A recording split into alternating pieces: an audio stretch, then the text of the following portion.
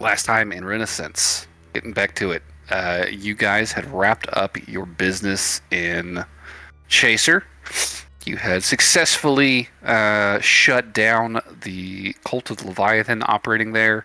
You had brokered a deal with your old friend Sandy to secure the Gatewatch armor that your mutual enemy, Corbel Leafbelly, had managed to amass for himself. Um, and you guys are back in Freeport and had a little bit of time. You had the day, basically, the next day, to kind of sort out some bits of business that you wanted to look into. You guys hit up Umatazath Penitentiary and interrogated both Flames of Passion and Varys again. Flame of Passion was surprisingly malleable, I suppose. He was amenable to the interrogation techniques you guys opted for. He ended up spilling some pretty significant details, including the teleportation sigils to all of the sites that he was sending his captives to, which you guys very promptly delivered to the East Alliance, and who said they were very keen to get moving on this this project of yours sooner than later, and start organizing groups to go raid these little bases. Top of that, you guys were able to touch base with the Gatewatch and Alexi underneath the Presidium. You were able to see Erin arrive with her small fleet of armored legionnaires. Lauren stopped by the Green Keep and was able to see just what sort of impact her words had on the warden population there, and had a very interesting meeting with the steward, the head of the keep, who seemed to imply that maybe she was the person to usher in a new era for the wardens in some fashion down the line. And then that night, while scrying, Aloran overheard La Shirog issuing orders via Sending Stone to dispatch cultists from Helmfirth to Wormbone Beach. This was after she had found a cultist perusing the archives of the Freeport Chronicle, apparently looking into the whereabouts of her family. And with Alexi's teleportation spell, you guys were able to very quickly warp your party to Wormbone Beach.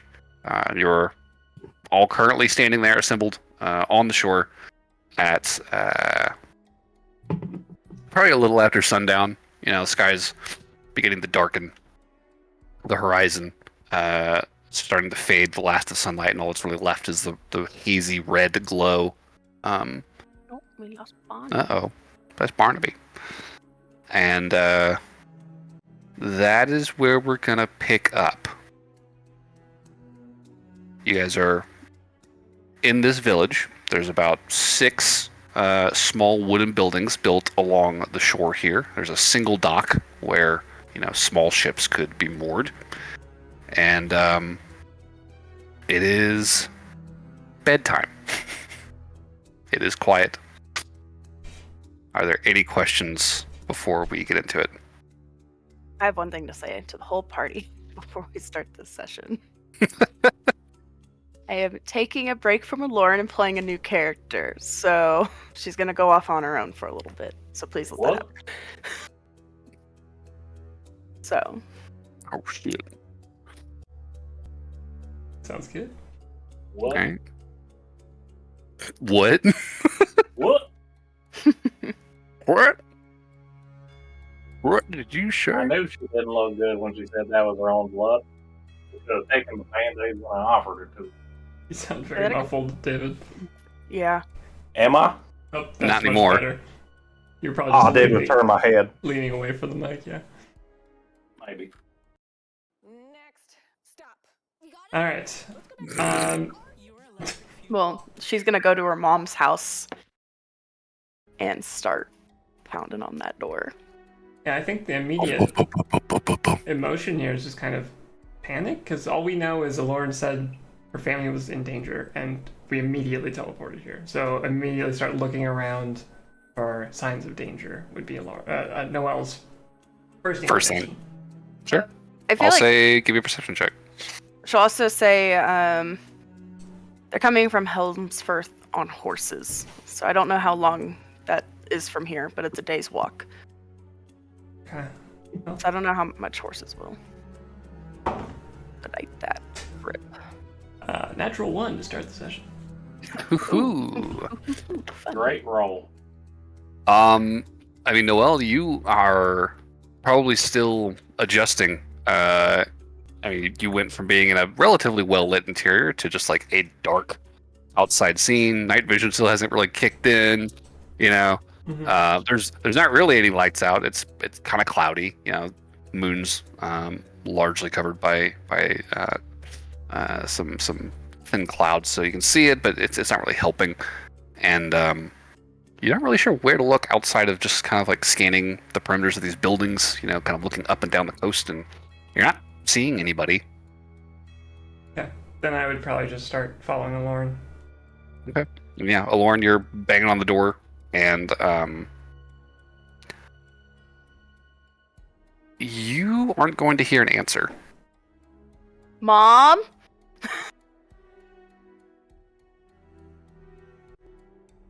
Nothing? Give me a perception check. What the fuck? We don't see anyone around? Nobody outside. There's like a couple lights on in like two of the buildings. This one's windows are dark. I think that's a 16 plus 12. Yes. 28. 28. Okay. You like take a moment to stop and think, and you're like listening intently, and you can very, very faintly make out the sound of someone moving on the other side of the door. Like there's like the sounds of like feet shifting on the wood.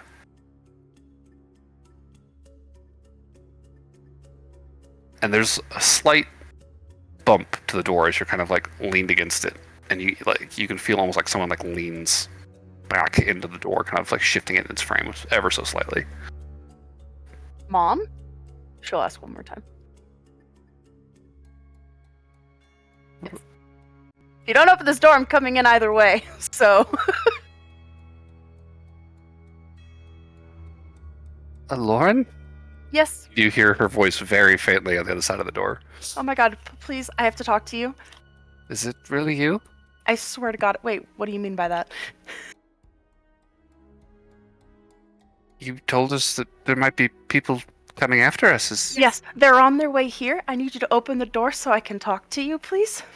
Right, but is that you or is that the people? Alright, Lauren will start. If it's really you, honey, I'm sorry.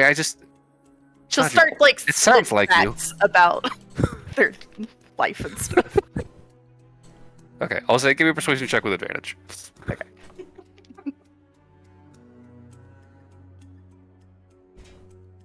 Oh, not 20. 26. Okay, yeah. After a couple of these, you hear, oh, good. Okay, one moment, and just, some locks unlocking on the inside of the frame, and the door will swing open, and she'll see you, and she'll say, "Oh, Lauren, I wasn't expecting you at this hour." You hear this cling cling as something metallic gets set down on the counter out of sight. I'm still wearing the amulet as per your instructions. I was expecting to see all of you. Wow, goodness. Conservative Alexei. She'll note him in your presence. Oh, he actually did come with us? I didn't realize. I mean, he's casting the teleport spell. Oh, okay. Yeah. I don't think he's gonna fucking bail on you for this. He just kind of gives her a nod and says, "Miss Oglath, good to see you." And he'll kind of like look off to the side, and you can see that some of the other buildings, like some doors have cracked, and you can see some Triton faces kind of peering out at you. And you'll hear one of the voices, one of your old neighbors from the village, kind of call out, like, "Everything all right?" And your mother just kind of brusquely is like, "What did I tell you about opening doors after dark? Goodness. Yes, it's fine. It's a Lauren." There is definitely a scoff from somewhere further into the village, and you hear a door close. Is that who I think it is, Mr. Grumpy Face? Oh yeah. Okay, cool. But she just opens her door and invites you into her small home now.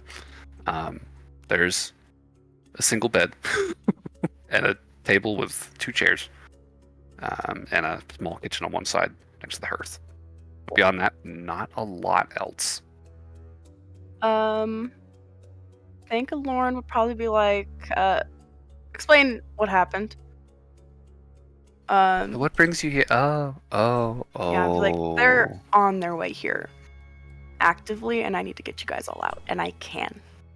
So I need to get everyone awake, everyone moving, and I think I think you have some time, but grab everything of importance. So. Well, I mean, she just kind of looks around. It's like, most of this was supplied by the wardens. It's not even... She just kind of shrugs. It's like, I suppose it is ours, but... nothing we haven't lost before. She'll go over to the nightstand and open a drawer and grab a couple of things and tuck them into a little pouch that she'll just tie to her hip. Packed. Okay, cool. Will you help me with the rest of the villagers, specifically Sir Grouchy Face of what's his name? Yes, probably for the best. Someone else talk to him. Yes, because I will knock him out and drag him with me if necessary, but... If it's any help, I can talk with him. Alexi will volunteer. Thank you, Alexi, because I will drag him out of here. Yeah. Because Saren would never forgive me if I left her father to die. Probably not. And yeah, your mom and Alexi will kind of disperse across the other 5 buildings here, start knocking on doors, and speaking with the occupants in a very hurried, rushed, urgent manner, sharing the good news. Before long, the village is assembling in front of you. Probably about 11 people, all told. Among them, obviously, Saren and her father. And Saren is kind of like rubbing the sleep out of her eyes. She's like, "Oh, hey. Oh, I was just looking to see you there, girl. What's going on?" Nothing great, unfortunately. Shit, really? And her dad's just like, "Yes, your friends seems to have made some powerful enemies who are making their way here." Saren's like, "Oh, well, she can take them. Why are we awake?" Because I'm going to get you to a safe place where he can't find you again. Oh. Because it's a little bigger than just that. It's like a whole cult of fanatics. So this might just be the first group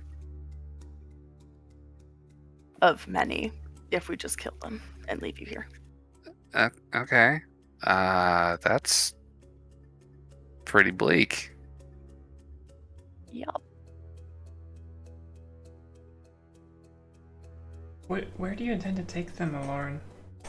As much as I'd love to tell you, the fewer people that know, the better.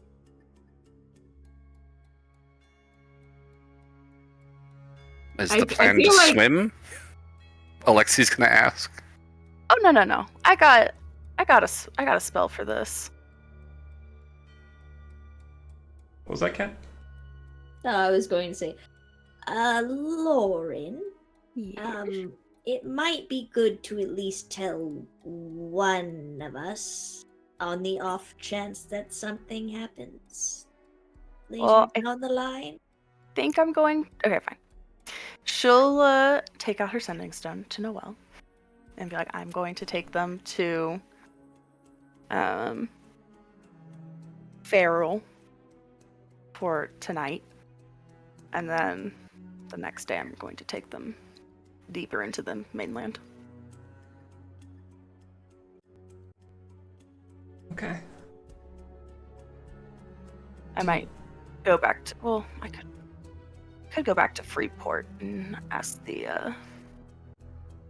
I don't know. I have ideas. I just need to think about it before. I might offer one thought. You really wanted to get inland fast? I do know a teleportation sigil in Aelia. Be a big head start. There's a lake nearby the city, and you could branch out from there to try and find a safe spot for them.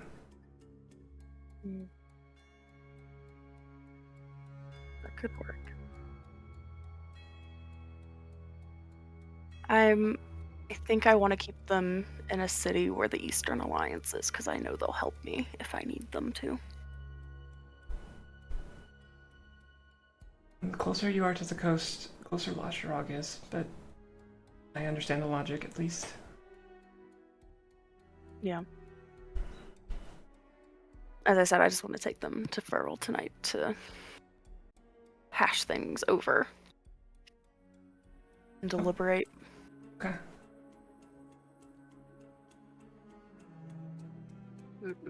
For what it's worth, Alex, you'll chime in. I don't hate the Aelia plan. That's actually not a terrible thought. And that's about as far from the coast as you can get.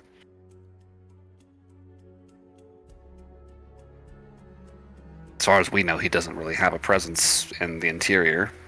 It's not really any reason to try and establish one. Fair. All right, sure. Let's go.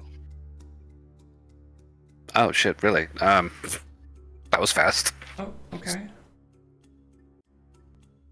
Do you know how long you're going to be with them? Escorting them? I need to get them set up in a place to stay. And she'll look at how many ever people there are, which Right. could take time. There's 11 of them. I mean, if the party stays behind. Oh, y'all aren't going to Aelia with me. That was not part of my plan. This is where Lauren peels off on her own. You get the biggest fucking sigh from Burberry. I'm sorry. I just want a break from a Lauren. Auto insurance all seems the same until it's These fucking auto insurance commercials killing Very me. fitting. Okay, I can do that. Is everybody ready then? Yeah, she'll look around, be like, any questions, comments, concerns? Need to grab something that you forgot? Want to grab some food, water? You see a couple of your neighbors kind of head back into their homes and come back out with small packs over their shoulders. They really don't have much to pack, though. Give me 1 second. Ooh. That's an oven. 1 second, one of the neighbors runs back into their house. I left the oven on. God, thank God you didn't forget that. No, leave it as a trap. At least we'll have dinner for the next couple nights.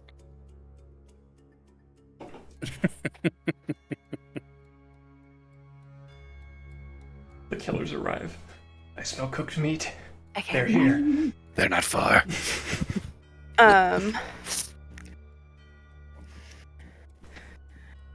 I think Alorn will give one more thing. She'll say it like one more time. Be like, we won't be back here for a while. Probably. So. Okay. This is the last chance officially. Your neighbors have nothing. Cool.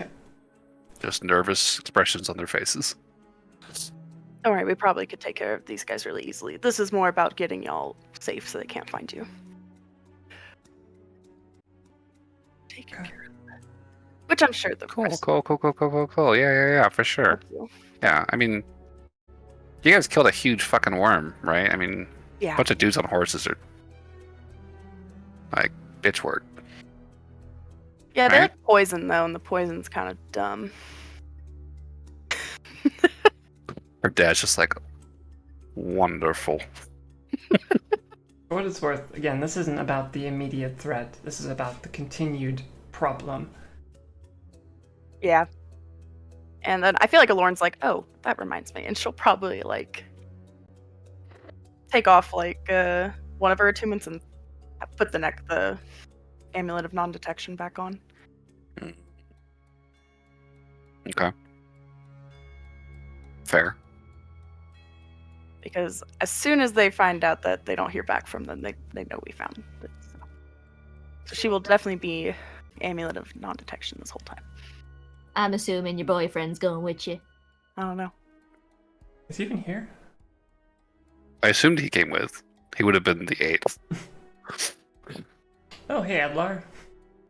Hey, yeah, probably should ask.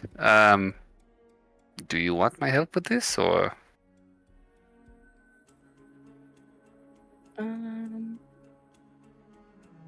I mean, I won't say no. Okay, that was the deal. So he'll step over and join the group, and he just kind of looks at a couple of them and just like, hello, I am Adla. He'll just kind of shake a couple of hands. Or no, Saren met Adlar once. Saren before. has, but the rest of your neighbors haven't. Yeah. He's like introducing himself to them. They're just kind of like, hi. All right, this is Adlar. He's from Feral. Yep, he's a friend. As he stands in his shining mithril half plates and beautiful cloak. I'm pretty new to this whole adventuring thing, but you know, I feel like I got a handle on it. Bad guys show up, you shoot them. Pretty straightforward. So, I got you guys. All right. Yep. He seems very, very, very confident. So yeah. Anything else before this goes down? Probably should, I guess, let you guys know where you're going to end up. There's an old building. Used to be the City Hall of Aelia back when I was really little. The building, they changed where the location of City Hall was, but the building is still there. That's where the teleportation sigil is. It's in the basement of that building. I saw it once when I was growing up. Mm-hmm. So you should be on the edge of the town. Alorn would pull you aside and be like, doesn't your dad have like your family have like a unoccupied space there? That potentially we could borrow Yes. for the time being? I don't know if it's totally unoccupied. I last time I asked about it, he said it was just kind of sitting there, but it could be people maintaining it or renting it. I don't know. You could check it though. I'll give her the address at the very least. I'll do that. That might make this a lot easier. For what it's worth, if the goal is to hide people, the Calabaias know about Aelia, they know about my house, they know about my affiliation to you. If Lasharog is thorough, any connection to Aelia could also lead them to you. Okay, so don't stick around. Okay. At least not long term, probably. Okay. I'll address the group. I'm going to draw a circle on the ground. Once I'm finished drawing, it's going to light up. When it does, all of you run in. You'll only have a few seconds. And when this is all over, I can get us back here very easily, I promise. Okay. Okay. And of course... Can you do circles, Lauren? Saren's gonna lean in. No, I can have us walk through trees. And No fucking shit. yeah, I just haven't been to Aelia before, so. God damn, girl. What the fuck have you been up to? This will be good, actually. We can catch up, because, like, you have just been, like, AWOL this whole time, and I am, like, what are you wearing? Where did you get it? How are you walking through trees? Please explain. I'll show it to you when we're in Aelia. How about that? Dope. All right. Cool. Well, before I start drawing on the ground, Noel's going to say, Lauren, good luck. Thank you. I think she's just gonna pick you up in a hug. No. I don't know what our size difference is, but she would probably lift you. Probably. It's a few inches, right? Yeah, it's only a few inches, if I remember the height chart. She'll hug her back. Squish. It's not a huge height difference, yeah. Yeah. Catch chart remains accurate.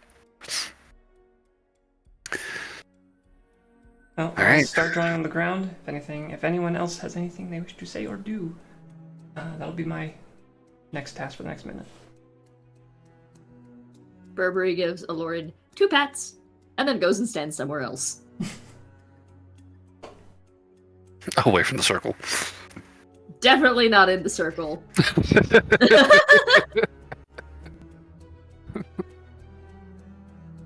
Okay.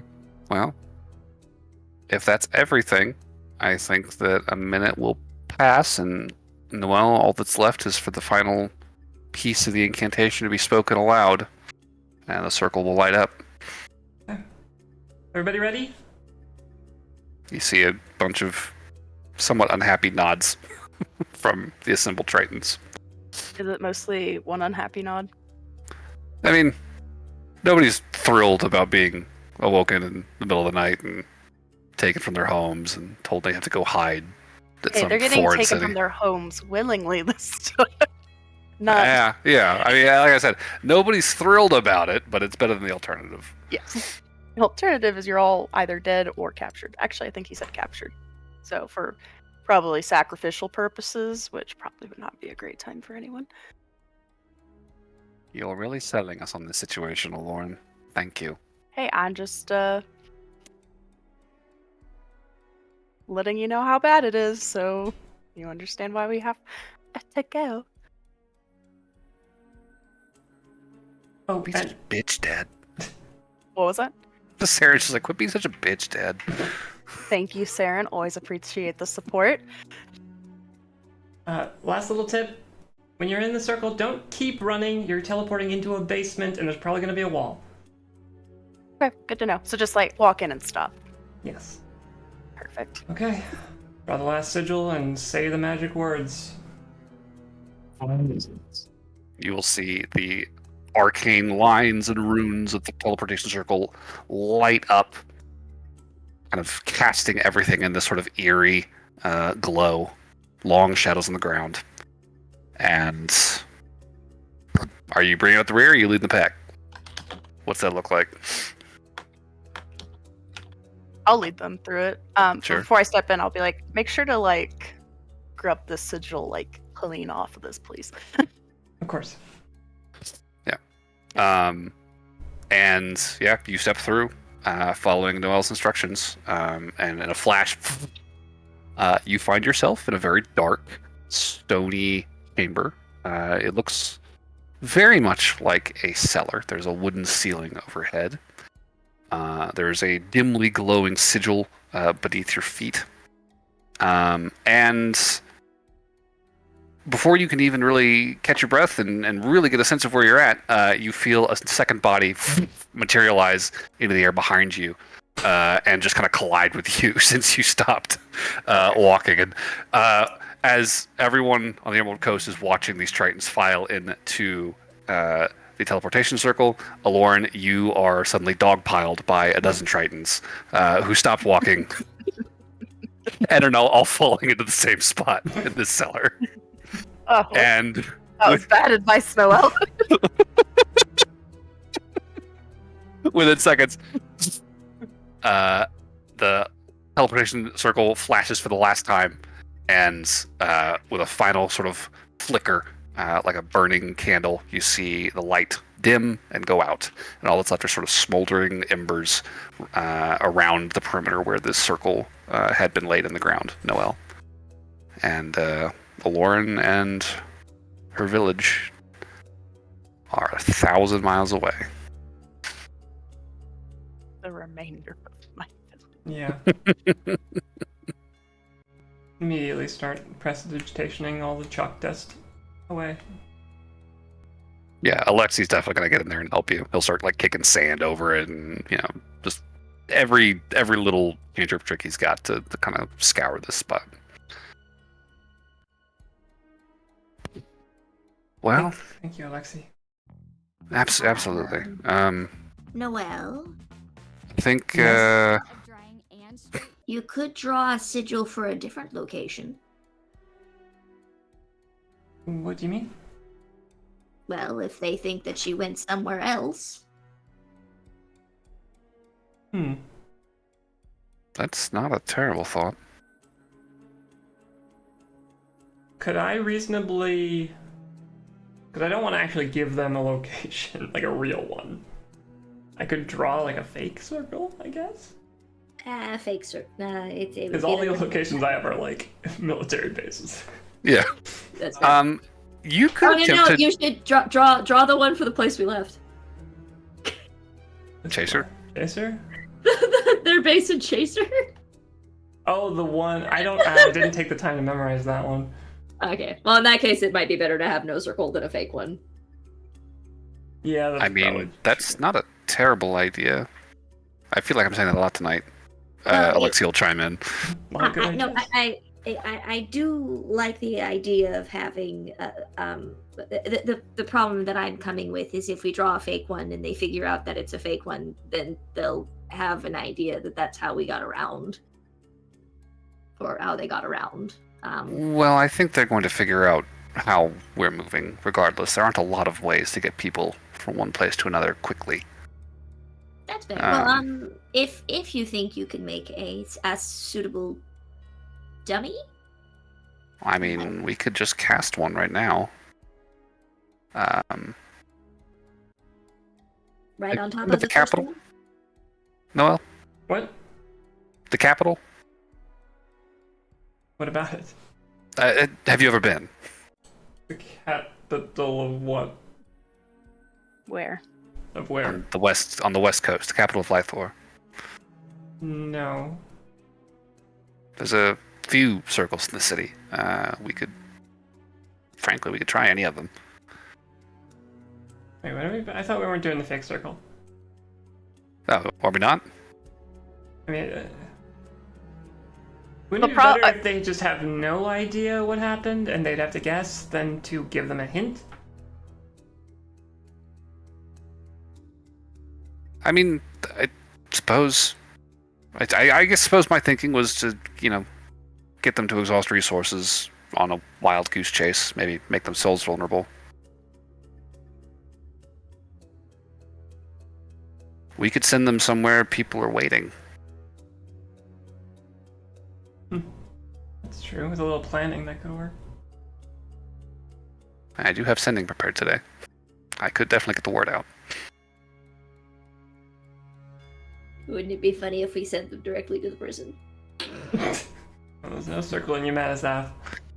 It doesn't have to be that prison. Just directly into a prison cell. I don't know many prison cells that have teleportation circles built in them. That feels like a major security flaw. Probably. That still would be very funny, though. I will defer to your experience with that. You have dealt directly with the cult more than I have at this point. We should put a teleportation circle directly on the wall at the top of a cliff. Just horizontally. Yes! That's our bait circle. That is fucking devious. I love that. It would take us a year, but that is fucking That devious. would be so funny. I love every moment. Alright, man, Well, run in! Alright, now we know what to task Alexi with. It wouldn't really work very consistently, but for every new enemy, you'd probably get at least a few guys.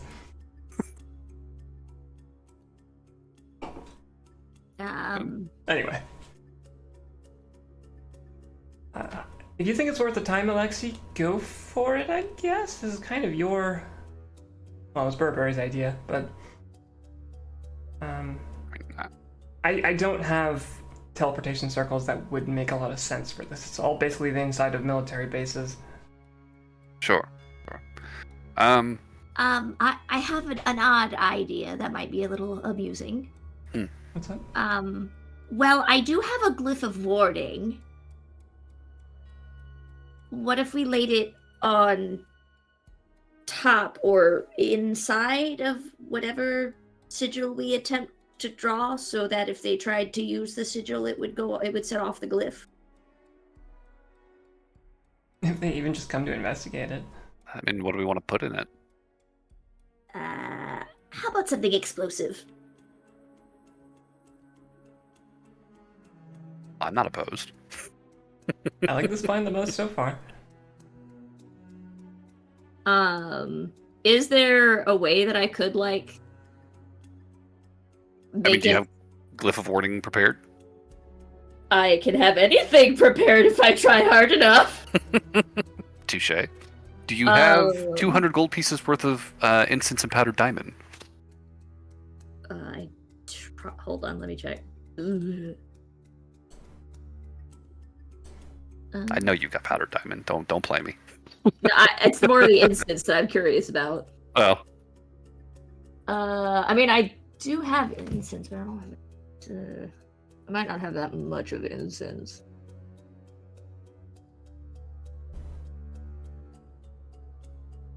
Okay, I have some incense. I don't have quite that much. Would that be difficult to acquire? I mean, you'd probably need to get back to Freeport, which could be it. Process, how much stuff does she need? You need 200 gold pieces worth of incense and powdered diamond. So do you have 1 gold piece worth of incense and 199 gold pieces worth of powdered diamond? The spell is not particular on the exact divide there, so you could easily make that case, I think. I do have 21 incense. I don't know how much that's worth, but we'll say it's enough if you've got the diamond. Well, and the thing is, I don't have powdered diamond. I have regular diamond. Powdering diamond is not difficult with magic. Okay, then yes, I have diamond. Okay, as long as you've got the 200 gold pieces worth of if material. we can like make it so that the glyph of warding and the glyph of teleportation are really just one and the same, so that it's looks like it probably is for teleportation, but backfires horribly, that'd be great. Thank you. Yeah, that's probably doable. So the final question then is, what spell do you want to put into it? I mean, I like the idea of just having the explosive runes on it. Okay. So that's a dex save and 5d8 of a type of damage. Okay. Like I could theoretically put a spell that's in my arsenal in it instead. But I mean, if you upcast glyph, you can put bigger stuff in the glyph too. Well, no. So that's what I'm saying. The thing is, I don't know what the best. Mm-hmm. Sorry, brain just it. Go on. I don't know what a good like. I don't know what a good spell that I have would be for hitting people within that square. The only ones that I like theoretically could do are either one person spells, or I guess I could do like wall of blades, which might be fun, or blade barrier. Pretty fucked up. Yep. But most of my stuff, I don't have a lot of AoE injury spells. Right wall, or a ringed wall just 60 feet in diameter, 20 feet high, and 5 feet thick. The wall provides 3/4 cover. Blade barrier is fucking nasty. It is. Holy shit. Do you have 2 6-level slots to do blade barrier? I just have the one. Just the one, okay. Mhm. So your best bet's probably a 5th level spell. Well, I mean, the only one that I have that's damagey is Dawn, and you know that's a one and done. Mm-hmm.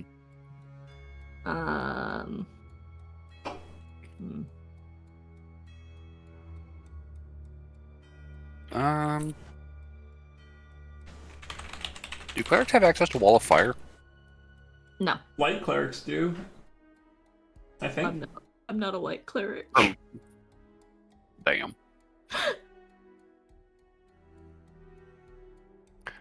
Does Glyph let other people help you? That's the other thing. Because if Glyph would help allow Alexi to put a spell in, he could put something in his book, maybe?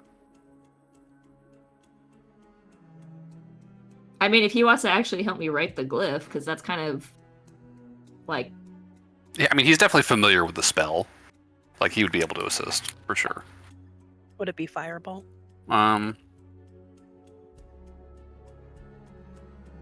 level fireball. It's the answer to everything. Probably Sure, overkill on prepared like spell. 3 assassins. The spell yeah, being stored has I- no immediate effect when cast this way, and the glyph is triggered. The sword spell But it is would cast. get all 3 of them. The spell has a targets a creature that triggered the glyph. If the spell affects an area, the area is centered on that creature. If the spell summons hostile creatures, they appear as close as possible to the intruder and attack it.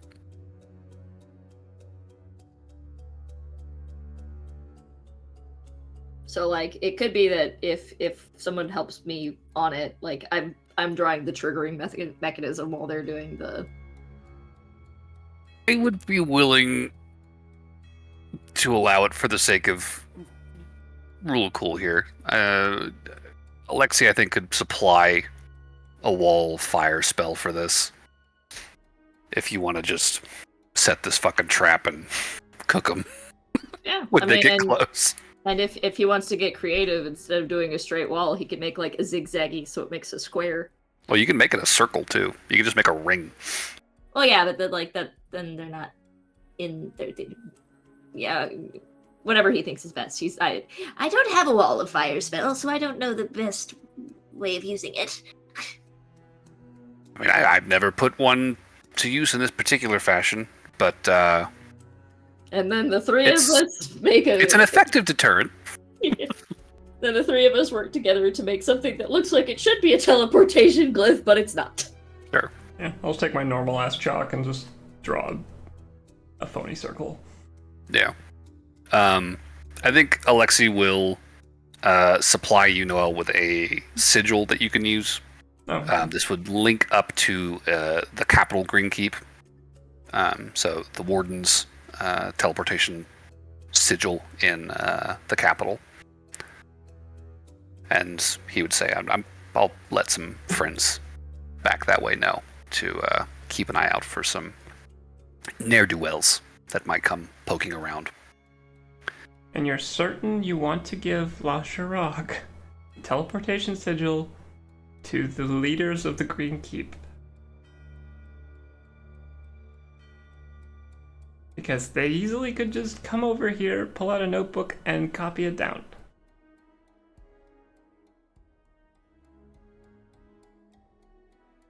Well, I mean, it'll be a bastardized version, because it's going to have a whole lot of other glyphs in it. I think So he it's wants not- to put the real sigil. Oh, Well, he'll show you the real sigil. I think after you point that out, he'll reconsider. And magic is rather persnickety. So if you change, and Burberry's like, it's it sounds weird. It's the same thing for like copyright for artists, where it's like, yeah, no. So if you change this year, and this year, I mean, it has to be exact to be able to do it. So as long as you change enough things so that it's not quite the original, Right. I mean, that was my thinking. Was it'd be easier to just make a phony sigil by changing a few runes here and there. That's fair. Although it might be like writing down a fake phone number and then turns out it just goes to some fucking random sigil in the world somewhere. And There's that risk. you can use one that resembles something slightly less important, like if there's one near a public square or something. Yeah. So on the off chance that if they do write it down and actually figure out what it's supposed to be, it will still lead to the wrong place. I feel like we are probably overthinking this at this point. Oh, we sure. overthink everything. I will draw a fake sigil. I think that makes more sense. Okay. Alexi will put Wall of Fire into your glyph, Burberry. It needs to be cast at 4th level, but that's not a big issue. And then, with your handiwork done, you can specify the terms that will trigger the glyph to go off. At which point... You shady motherfuckers, step in.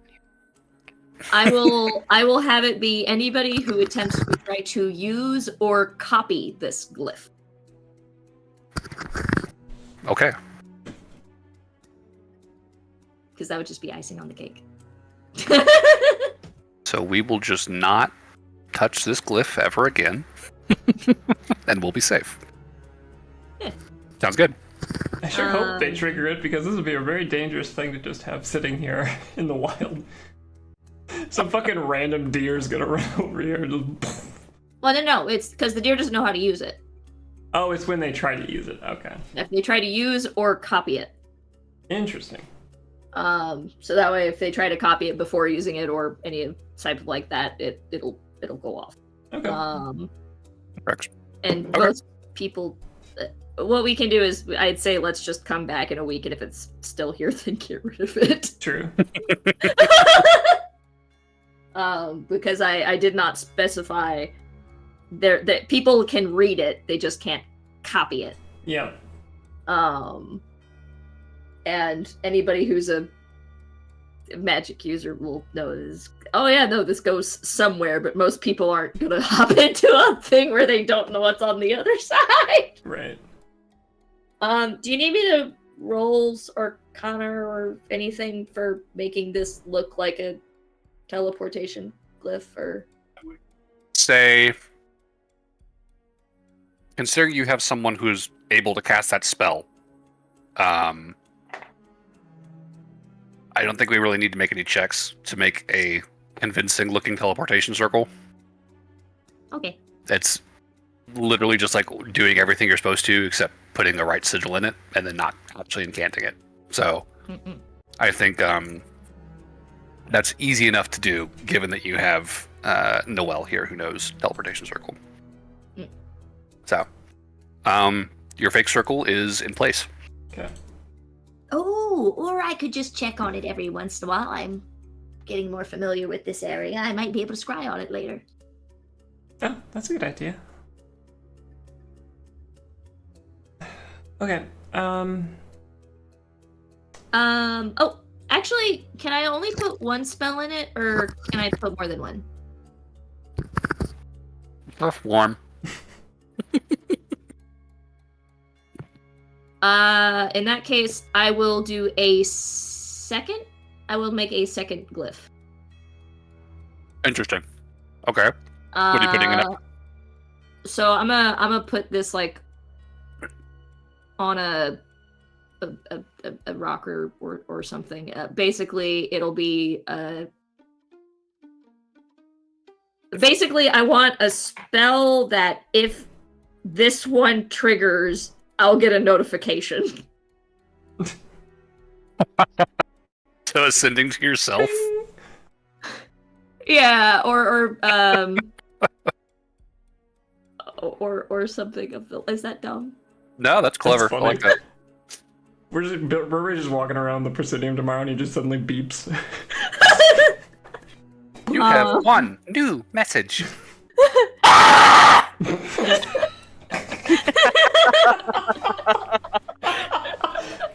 Damn, you committed to that, cat. Sorry. That was like a fucking jump scare. That was awesome.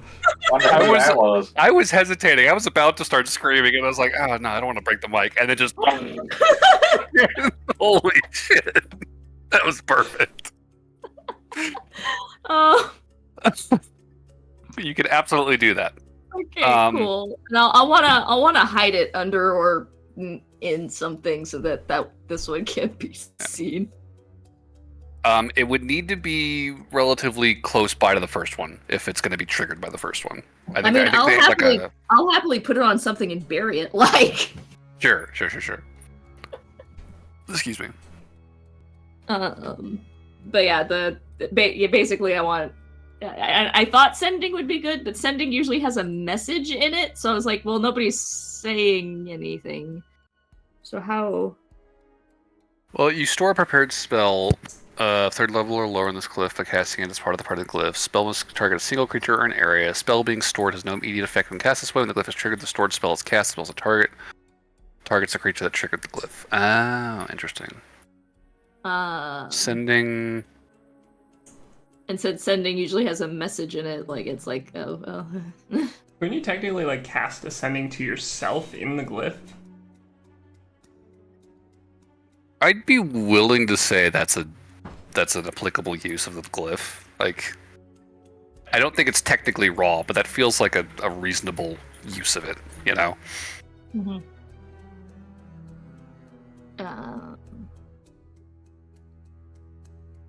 Okay, then I'll do that then. Okay. That way it's the.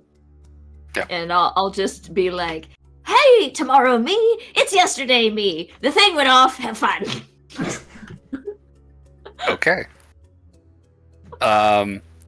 So, over the course of these 2 hours, Burberry will get Glyph of Warding cast twice. One with a booby trap, one with a self-message letting you know the booby trap was set off. I would also like to do I would like to cast While I'm going ham over here, I would like to contact Sam Plodable. Okay. And ask if he would be if he has any diamonds that he would be willing to trade for through the bank.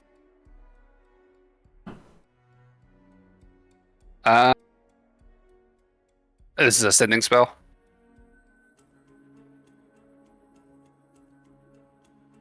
Burberry? Yes. Sorry. Okay. I didn't hear the first one. Okay, so you send to him, and his response would be, well, I am currently en route. We are making for... Where are we going? I need the map open.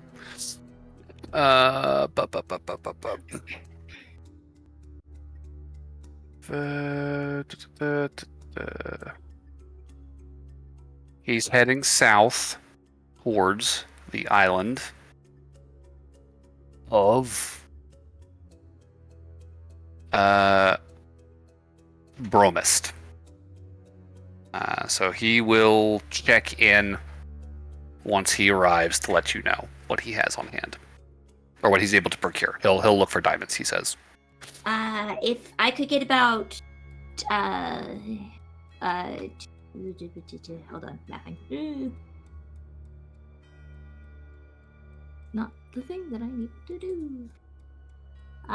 If I could get about 500 gold pieces worth of diamond, I will deposit / send it towards your account if you have it available.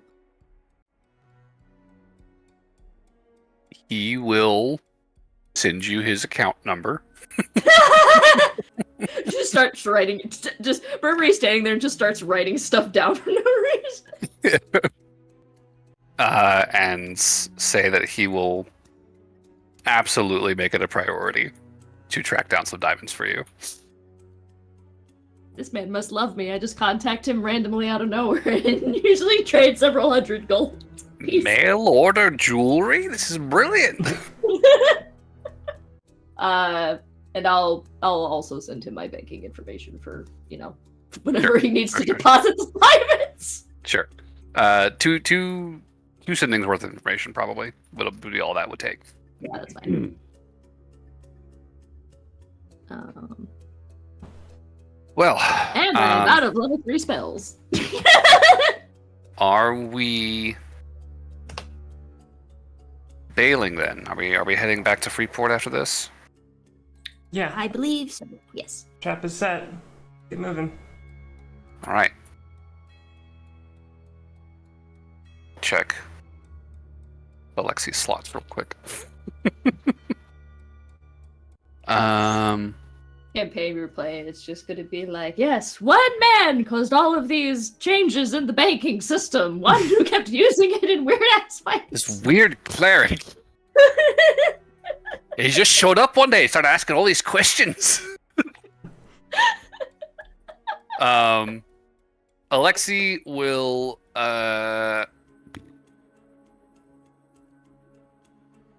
what level is he?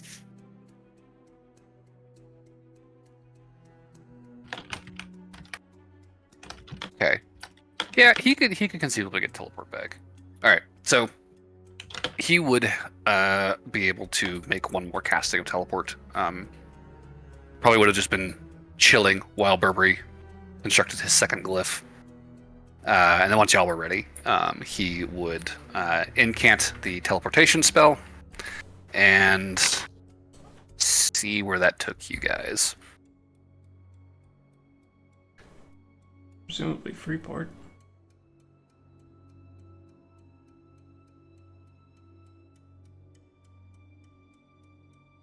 Yeah, y'all are good. Okay. You would reappear with a sudden outside the gates of the Presidium. Okay. He just kind of dabs at his forehead with a handkerchief. As well, I did that I didn't will look call out for for him. a nice long sleep, I think. So, Kit, Thank you again, Lexi. of course, I couldn't just ignore what I was hearing. Hopefully we'll hear from her in short order here, and things will be okay. Yeah. Kind of shakes his head. Oh, I think it's late enough. I should probably be heading back to the keep, regardless. So, until tomorrow. Have a good night, Alexi. You as well. He will cast another spell. You'll see him lift off the ground and begin to fly away towards the Green Keep. Just kind of showing off. Noelle seems a little perturbed. She's going to walk in a very different direction, I think. Away from the party. Oh shit, where are you going? To the ferry to Yumetazath. Did you want someone to Okay. go with you? You could Or is come if you this- want. I don't expect this is going to be a pleasant visit. And anything else that happened today was? Just warning you. I'll go with if that's all right. Sure. Alrighty then. Noel and Burberry heading for Yumetazath. Anything from Barnaby or John? Growing closer to midnight. Maybe an hour or two. I can't think of anything I need right now. Alright. To bed with you. Excuse me. Yeah, you guys would be able to reach the waterfront downtown and close in on Yamadazath's sort of guarded dock on the mainland. And I mean, most of the wharf is pretty quiet at this hour. You know, there's not a lot of people out. And when you approach the tower, you know, it's not really anybody out, you know, milling about. But you give the door a couple of knocks, and one of the night attendants comes out and says, "Can I help you? It's Emeralds." Any chance we could get over there?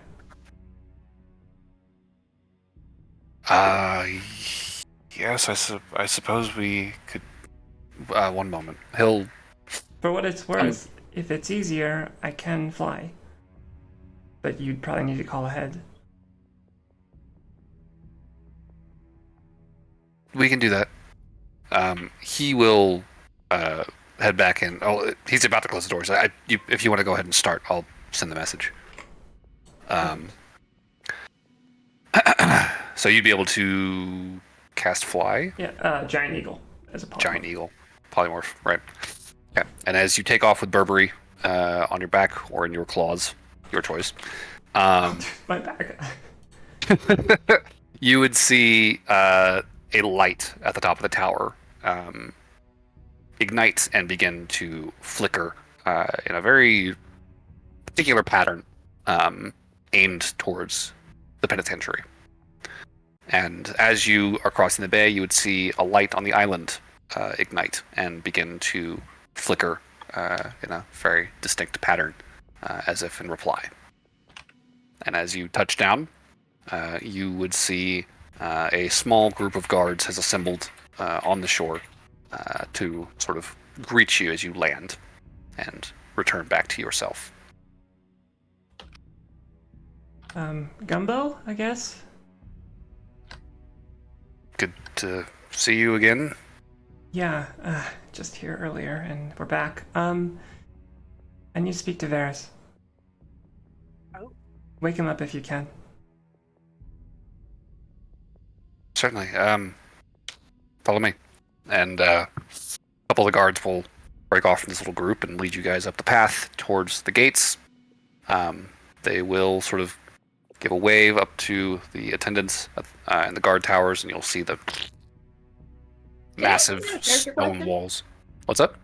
Out of character question. Whenever you cast the sleep dream message thingy, what happens if things are happening to your body while you are dreaming? Unconscious. I think if you wake up, it ends for them. Or for you. Yes. And then probably when you go back to sleep, if they're still casting it, you just re-enter the dream. Be my Okay, guess. so you can be woken up by external factors if you've had the dream spell cast on you? Yeah. Presumably. Okay.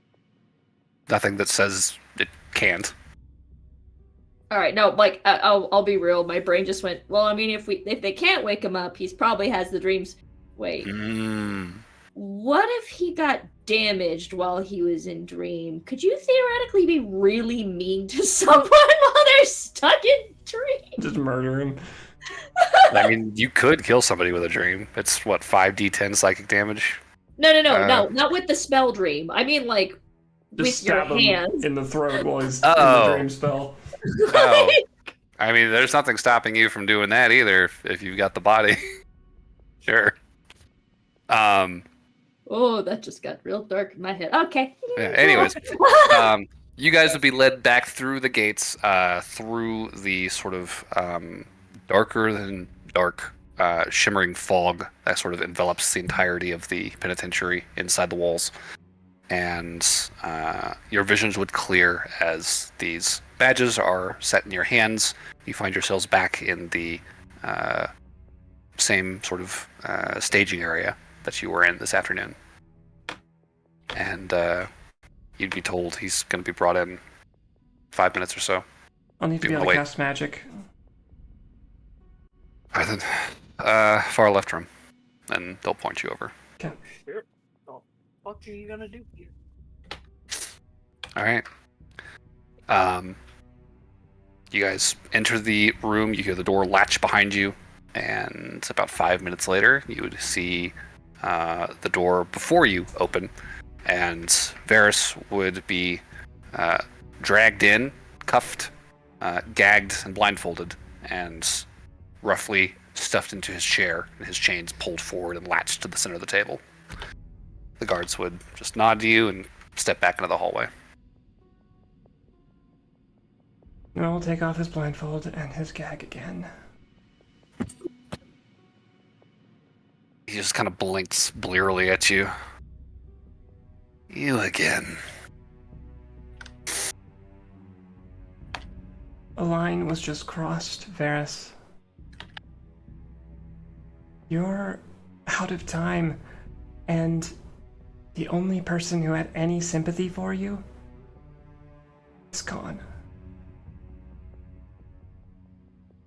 You He could just kind of squints at you. You could have been useful. You could have lied and just told us what we wanted to hear. Aloran was looking for every excuse.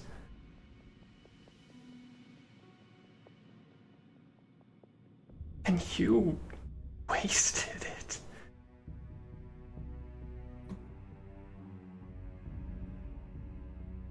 Did you wake me up to berate me? Is that the play now? Are we...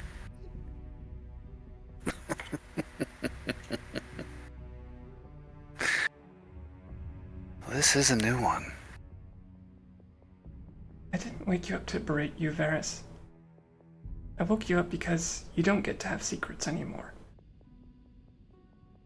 I'm gonna cast Dominate Person at 6th level. And I will use unsettling words.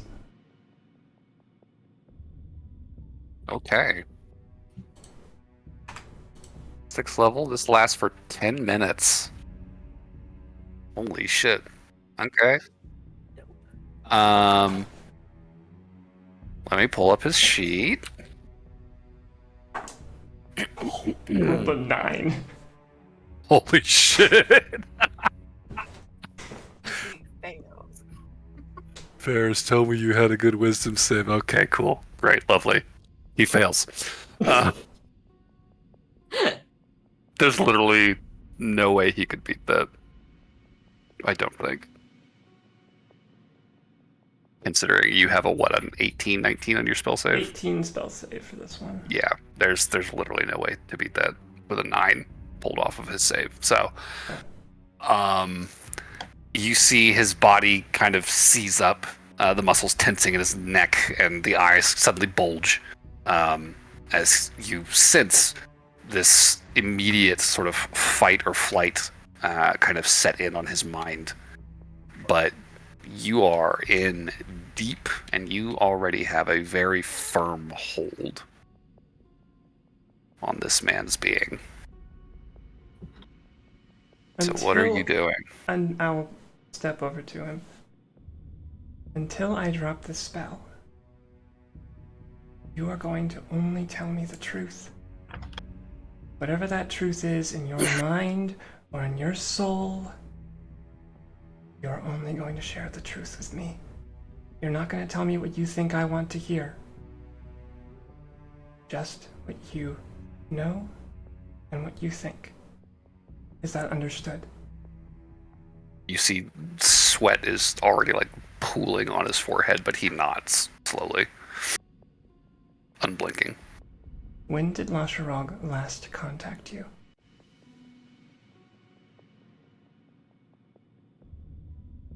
Last night. What did you talk about? He asked about Aloran.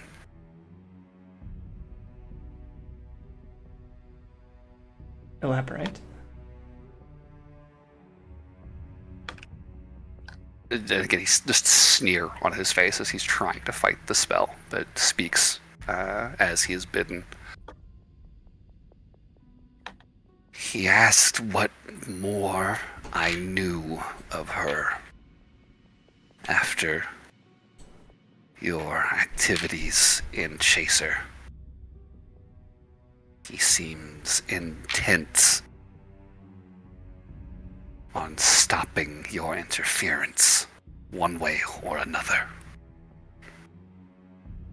What information did you give him?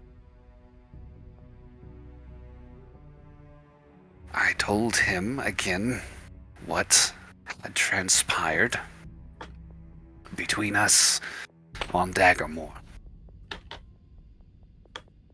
What she had told me of her encounter with the Leviathan. What I speculated, given her clear withholding of clearly crucial information. He's like choking on the words, just streams of sweat down his face. I knew there was something fishy about you. I wish I had realized what it was before it was too late. When you signed up for renter's insurance,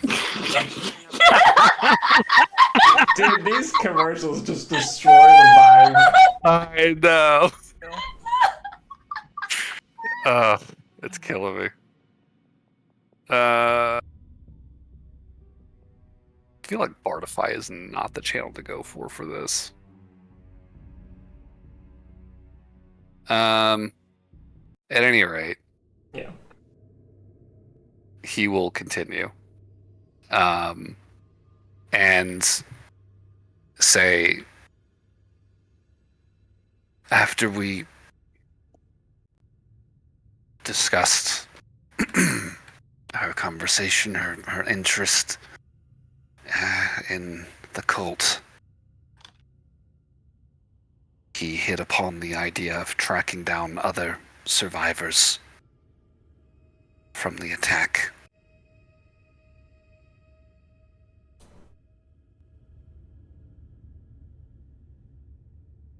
After that, he dropped the call.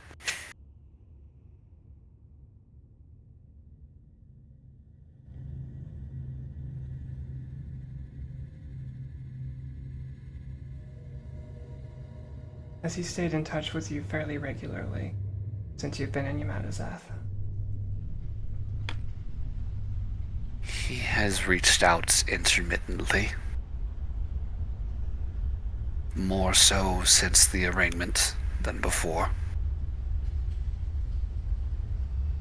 Do you believe that La Shirag get you out of here still?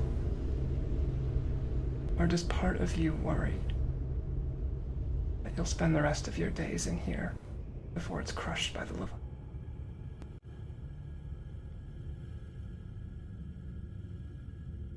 For the first time during this conversation, you do see a thin, pained smile on his face.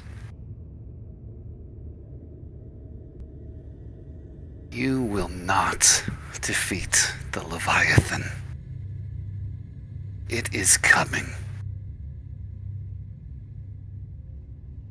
And if La Shirag should fall before it does,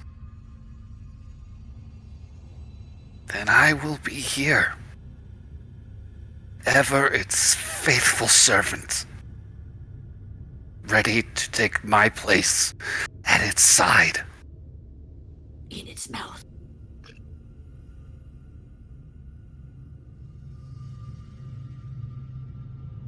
What kind of punishment would be waiting for you in the afterlife if you failed?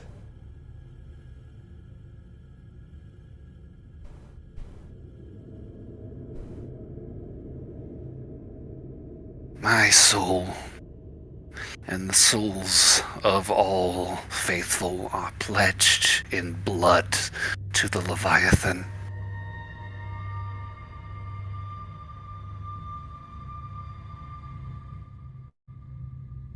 In death, we will be subsumed into its being and give it our strength.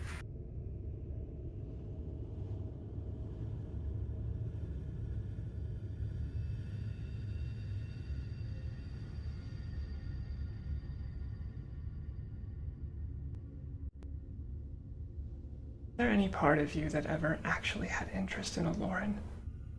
Or was she always a means to an end? Another person to manipulate?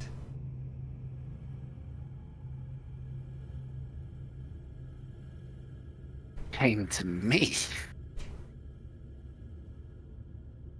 Pretending at whoring with you.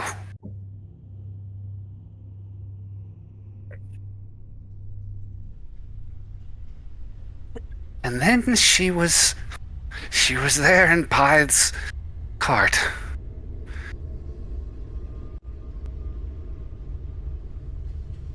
You two, you five came to my home.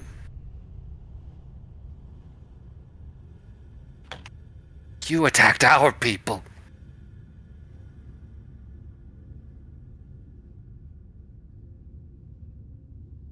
I have only done as I must to protect our own. You did not answer the question.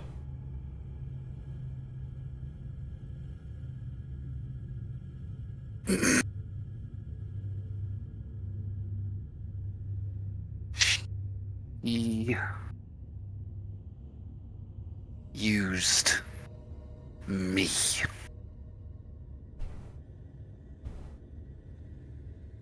I see no reason why I shouldn't return that favor.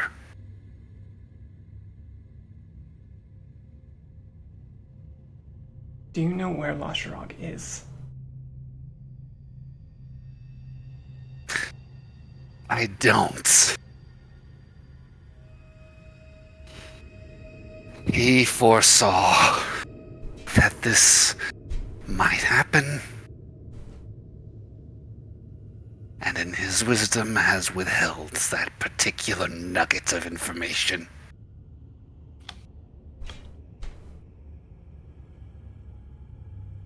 Noelle leans in close to this for this one, and she says,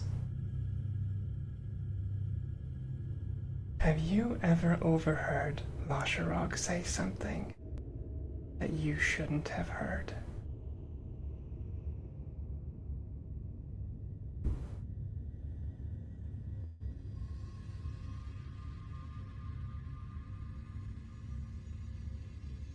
There's kind of a flicker of surprise across his face, and an almost kind of pensive look that kind of comes across it as he thinks back.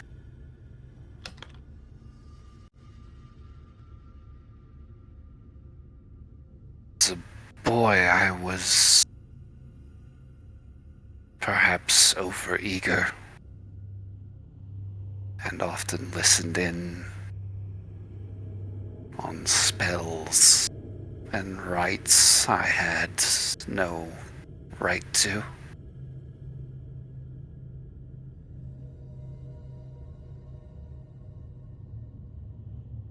And I accepted my punishment for my transgression, but I think he saw my eagerness as an asset in time.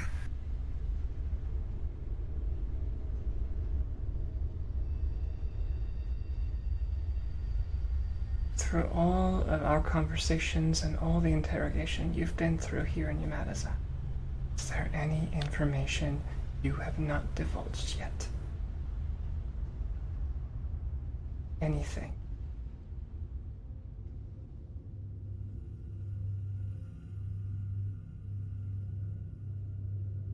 I think he His head would kind of exploded. wince. Yeah, I mean, you would see some, like, another kind of wave of sweat down his face. As he says, I have held lights to our communications. I see no reason to reveal my lord's words to his enemies unless he bids it. Is that a yes? Yes. You will tell me this information.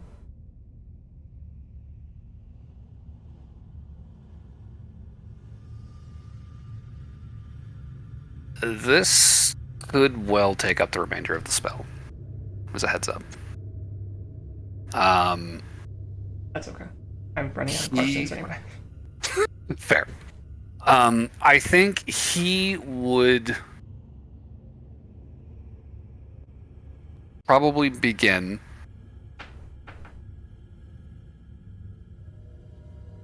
back like the first week he was in East Alliance custody when he heard from La Shirog, and he would describe, relaying what happened, telling La Shirog about everything that transpired on Daggermore the week you guys arrived and cozied up to Pythe. And I think Noel would probably, when he starts talking and just spilling stuff, Noel would kind of turn to Burberry and be like, "Can you start writing?" Done. Thank you. Yeah. And he would have shared everything that he knew with La Shirog about the situation during that conversation. He would know most of you were using fake names, but he did overhear Aloran referred to as Aloran as he was being handed off to the East Alliance. He would have relayed this information regarding Aloran's initial interest in the Leviathan cult, as she described in the carriage ride to Pythe's manor. The questions she had asked, the bit of her story that she had shared, his own suspicions about who she was. Afterwards, there would have been a handful of conversations between them, some of them shorter than others, where he would have inquired as to Bloodbeard, if he had seen him, if he was in contact with Bloodbeard at all, if they were ever in each other's company. He would have asked if he knew when he and Bloodbeard would be arraigned and charges would be properly brought before them, right? Mm-hmm. If that was going to be a joint process, if they would be kept separate for that. He would have spent most of these conversations really just fishing for whatever intelligence Varys may have had at any given point, relevant to his plans at that time. And from the sounds of it, I think, all right, I'll say, give me an intelligence check, just a basic intelligence check. Sure.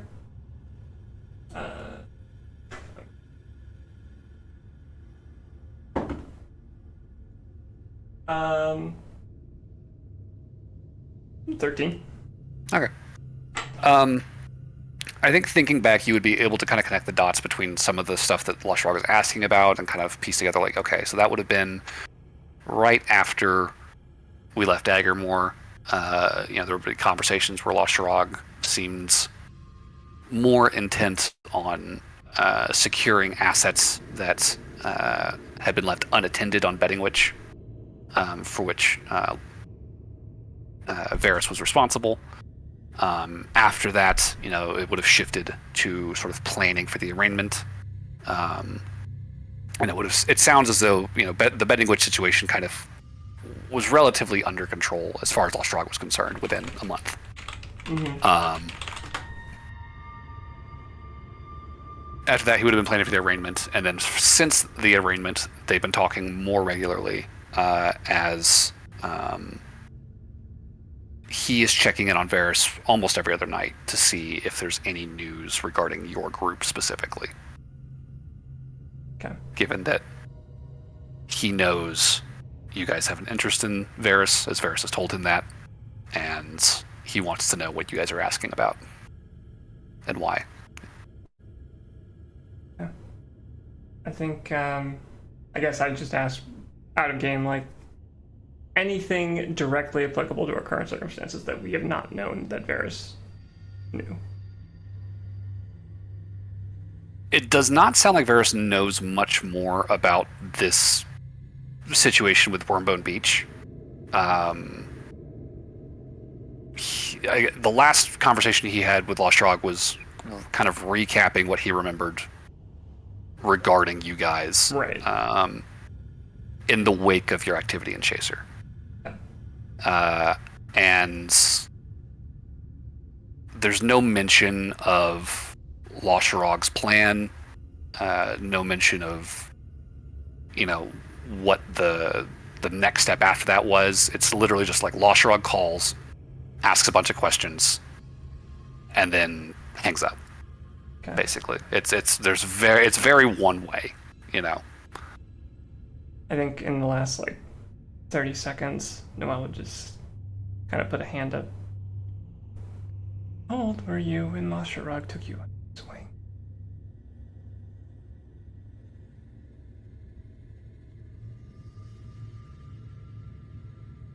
He thinks back. I don't remember. Young. Small enough to fit in a nook in the rubble.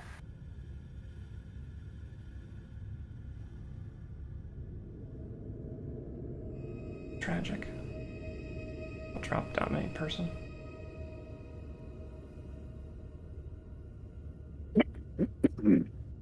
If you are to be executed, I will personally request a stay of execution so that you stay alive long enough to see your failure. I'm walking up. Okay. Before he really has a chance to respond, you leave the room. Let the guards know, and he's very quickly, rebound, regagged, re-blindfolded, and led out of the interrogation chamber and back to his cell.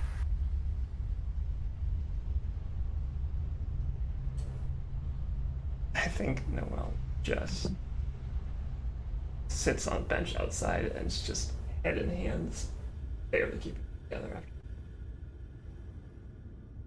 after. Noelle rubs, or not Noelle, yeah. Burberry rubs Noelle's back and says,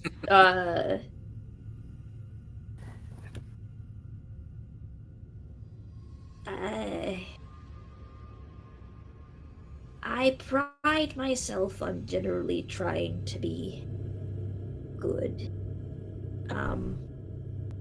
But in this particular situation, I would almost be willing to kill him and then bring him back so that he can be sentenced. If only to cut off that particular avenue.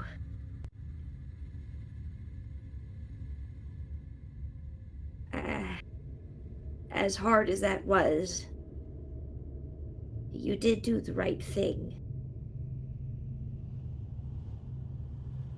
Wasted so much time.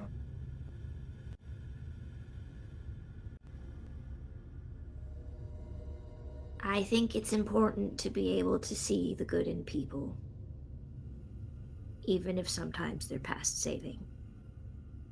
And even though it's terrible and the results sucked and none of it was great, I think if we were doing it again, I would have wanted the same actions.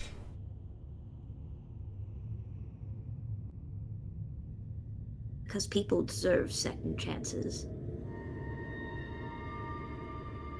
And being able to see that people deserve second chances is an admirable quality.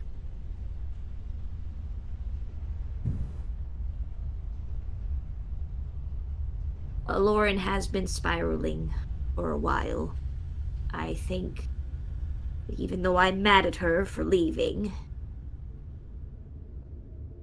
I think having a break from this would probably do her good. And at least stave off the spiral a bit, being surrounded by people that she loves. What are you mad about?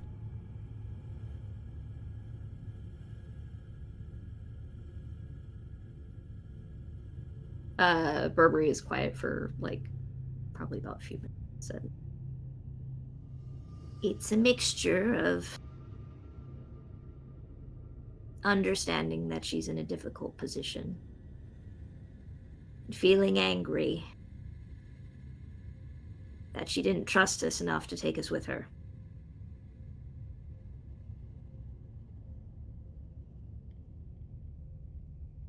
Because we've been together for a while now, and we've seen a lot of tribulations together.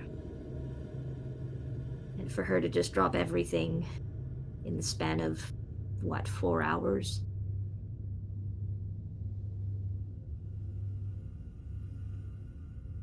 It's almost insulting. But I understand.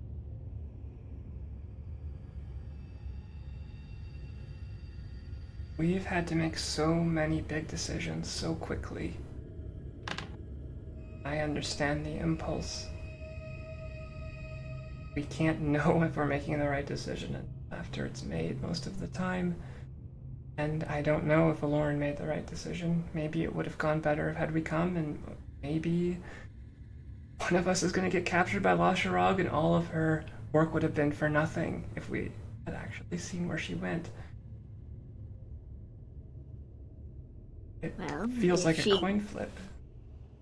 Possibly. I mean, if she had wanted to stay, then she might have continued to drink herself into a mess, continue to tell various random stuff about Lasharog in fits of fury, and maybe just ended up joining the cult because, hey, the world is doomed anyway. If we wanted to look at what could be, we might as well go back and see the mirror. Aloran wouldn't have joined the cult. I didn't think she would, but I wanted to throw a far one out there so that you'd disagree with me. Oh, you know me too well. Well, if you're so busy being focused on everyone else, it's only fair that someone focuses on you a little bit. And, your girlfriend's not in town, so I guess I'll have to do. It's been a little lonely recently. Thank you very much, Berber. Don't thank me yet, there's still, stuff to be handled. And who knows, maybe I'll get on a drunken binge. Might be mixed up. Somebody has to be drunk in this party. Might as well be me. Well, half of you at least. Just, promise me that if you notice that he's on the bottom, make me drive. I don't want to face plant into a wall again. Once was enough. Keep that in mind. I think I'm just tired. There's a lot of big decisions and a lot of rash decisions that have to be made. And I hate using that fucking spell so much. But it's necessary at this point. We don't have time to waste. Taking a person's free will should not be done lightly. And it's good that it weighs heavily on your mind the way it does. If it didn't, you wouldn't be you. And for one, it's, don't get me wrong, a lot easier whenever we do that sort of thing.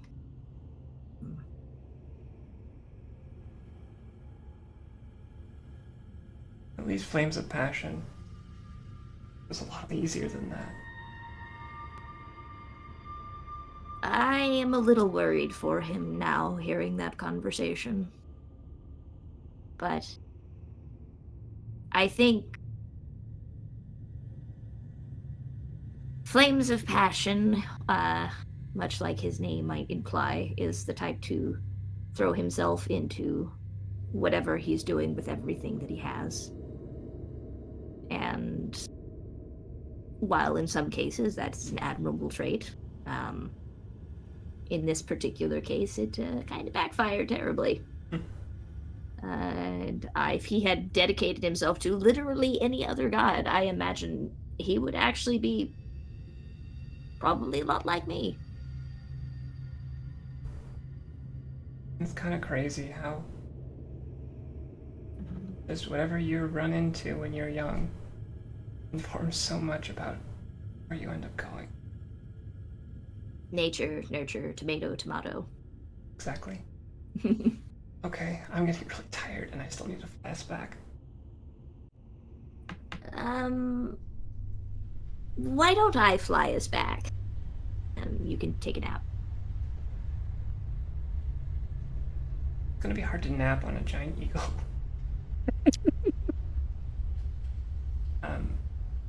Well, whenever a giant bird has two faces, it's not like anything can get me.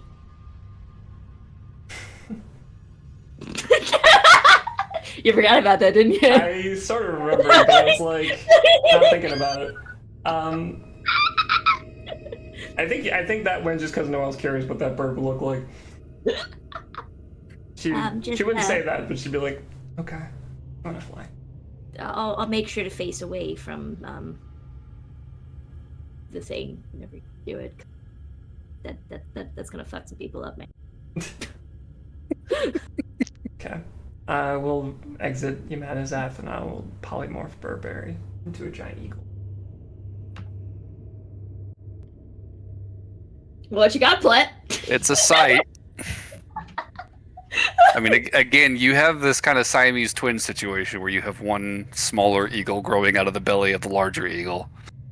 There's kind of a gnarled pair of claws kind of sticking out over the main legs. There's a smaller set of wings kind of protruding out at an odd angle from the rib cage, and not really on a neck so much as it is just kind of growing out of kind of the breast of the eagle. There is a smaller beak and a pair of lopsided eyes kind of peeking out of the feathers.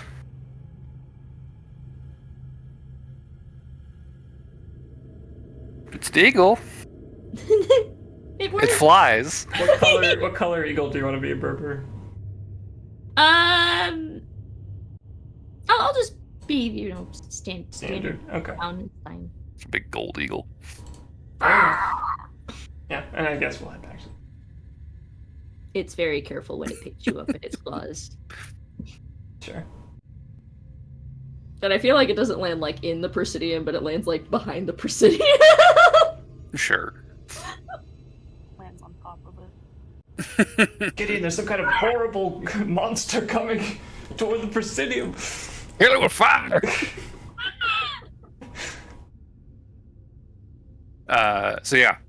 Burberry and Noel, you can make back up to the Presidium without too much issue, and head to bed if you are so inclined. Yes. Noel just passes out. Sure. Burberry's gonna go sit on the beach. Okay. What is Burberry doing on the beach? It's not gonna he's not really doing anything. It's I think that he's just sitting in silence and occasionally telling himself to shut up. Sure. Well, Probably writing okay. a little bit. I think sleep on the Emerald Coast will probably pass without too much incident. Just a quick check-in on Lauren. You would have found yourself in the basement of this old state house, as Noelle had described it. And true to her word, it is a dusty, weathered building, no lights, and not a lot of upkeep as far as you can tell as you sort of climb up to the main level and start looking for a door. It is markedly colder, however, compared to the Emerald Coast. Cold resistance. We all lived deep underwater. Do what? We all live deep underwater. Yeah, I mean it's probably not a huge issue for you guys, but it is definitely noticeably colder. Probably for Adlar. Yeah, Adlar's definitely kind of like, oh shit. He's like pulling the cloak closer around him. Would they have gained or lost hour? Like, because we teleported at like 11 p.m. or something. So would it be like sunset again or something? No, or the other way? It would be like early morning like past midnight by this point for them. Like probably like 3 hours behind. Okay. Or ahead, I guess. 3 hours ahead. So yeah, 3 hours ahead. On Earth, if they were going that way, they would be gaining hours. Oh, is it gaining? Oh shit, maybe it would be. I can't remember. Look, the The point is that there would be a 3 hour time difference for sure. I thought you would know because you're a big map nerd. I am a big map nerd. I'm getting myself mixed up, so I don't know for sure. I think No, you're right. But it doesn't matter because you could just say the sun's going the other direction. It's fine. I could, and I may. The problem is, I may have said that to myself at some point in the past. I don't remember what I settled on. Today the sun went backwards. Yes. Some days the sun stops and just spins the other direction. Fuck it, why not? Yeah, very long days that day. No, I will say it'll follow Earth conventions. So I guess if it's going east to west, further west you go, the further back in time you're going. Right. So they would arrive at like 7 p.m. or something like that. Yeah, so it would be sunset as you guys are stepping out, but it's still definitely cold. And like stepping out into the streets of this city, which is a very different vibe from Freeport. Very, very like densely built, tightly packed row houses on these blocks, and these tall stone spires kind of rising up at various points around the city, and these like very worn old cobblestone streets. Significantly older, denser city than Freeport. Colder, as I said. There is snow on the ground, in the gutters, on the rooftops. The sky is cloudy. There's just like enough sunlight kind of peeking out over the horizon to kind of bathe everything that catches it in that vivid golden light. And I think notably at this distance, as soon as you guys get a decent look at the western sky, you would note that there's not really a visible red glow from that direction. And given what Noelle has told you, you know that there is a lake to the west of Aile. You know that her family's estate is outside the city, a little to the north. What is her plan there? So this place we're in is abandoned, correct? This building is, yes. Okay, she'll turn back to she'll undog pile herself. Yeah. And she'll be like, would we want to stay here since I'm sure you're all tired and make for a better place in the morning, or... I think they would not be opposed to that plan. Okay. I think there would be some poking around, though, looking for like something like blankets or beds or something in this building, though, and there's not really a lot on offer. I imagine there's just like in some of these other basement rooms, just like old furniture has just been packed in there that was probably supposed to be moved at some point and never got moved. Yeah. Like this state house was probably like half emptied when it would, the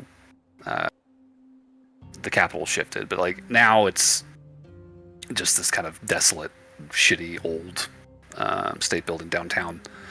I think not really finding anywhere comfortable. Saren might float the idea of like maybe we could find an inn. Get some beds and...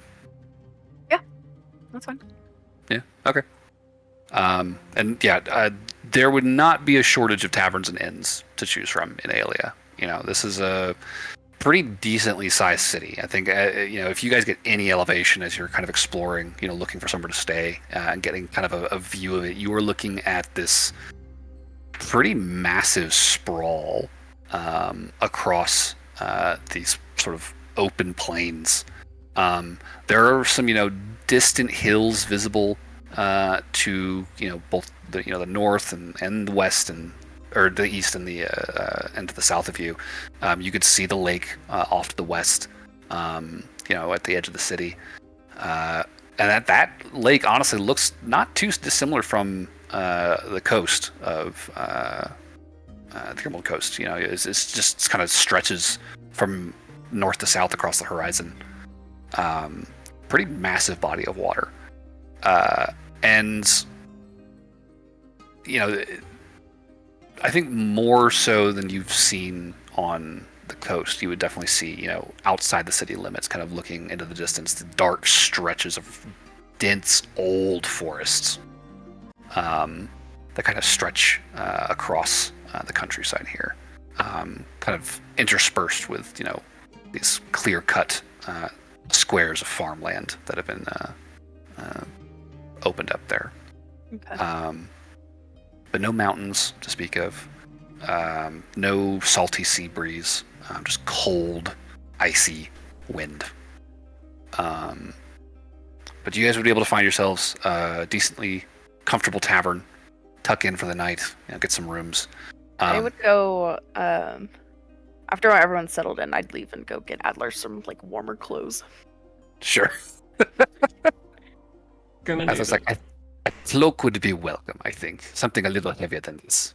But thank you. I definitely think your interactions with the people of Aelia are... there's a mixture of kind of interest mingled with disdain that you pick up from these people as a whole. Why do they disdain me? Well, I'm half naked. There's definitely intrigue because Tritons. You know, you definitely know there are not a lot of Tritons in this city, like at all. You're pretty confident you are the only group of Tritons that you've seen by the time the night ends for you. So pretty novel here, and there's definitely some interest in that from some people that you cross paths with. But from just as many, there's a kind of that low-level contempt that I described. As soon as you opened your mouth and start to, you know, kind of engage in common, there's just this kind of like, ugh. Yes, what can I do for you? You know, just this like beleaguered, like, of course they speak fucking common, you know, resentment of it. What's the common language here? Fucking Elvis or some shit? Elvis. You're an alien and you do not speak any alien? It's...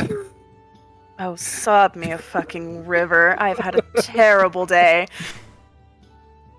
Yeah, one cloak for the tourist and her elvish friends. It will be a 7 silver. You know, you get your She's cloak like for Adler. glaring at this person. She's just like, Honestly, This guy is... definitely... Go ahead. Oh, go ahead, sorry. I was gonna say, it probably is almost exclusively like alien or elvish here. Yeah, and I definitely think the vibe you pick up off of a lot of these people too, like you definitely get flashes of the Courtemanche's, you know, bodyguards from your brief interactions with them. Lots of those like heavily waxed mustaches and goatees, slicked hair, and just a lot of very thick, exuberant kind of accents.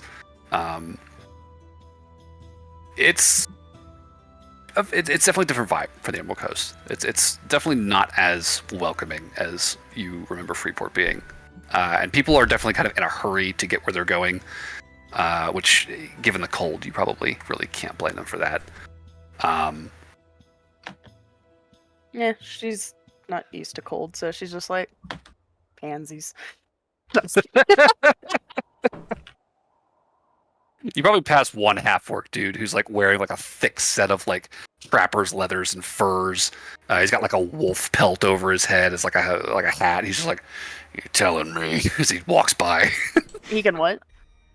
He just mutters say? to you. He just says, "You're telling me," as you're saying fucking pansies to yourself. Thank you. She said. He just kind of like tips the wolf head. And continues on his way with this like clutch of rabbits thrown over his shoulder. And yeah, you'd be able to return back to the tavern and rejoin your party at the inn without too much issue there. And then I go to bed. Yeah, cozy rooms, very heavy, thick, like furry blankets on the beds, sturdy, like whole wood furniture. You know, a lot of stuff is made out of almost like a whole like log timbers and or halved. It's for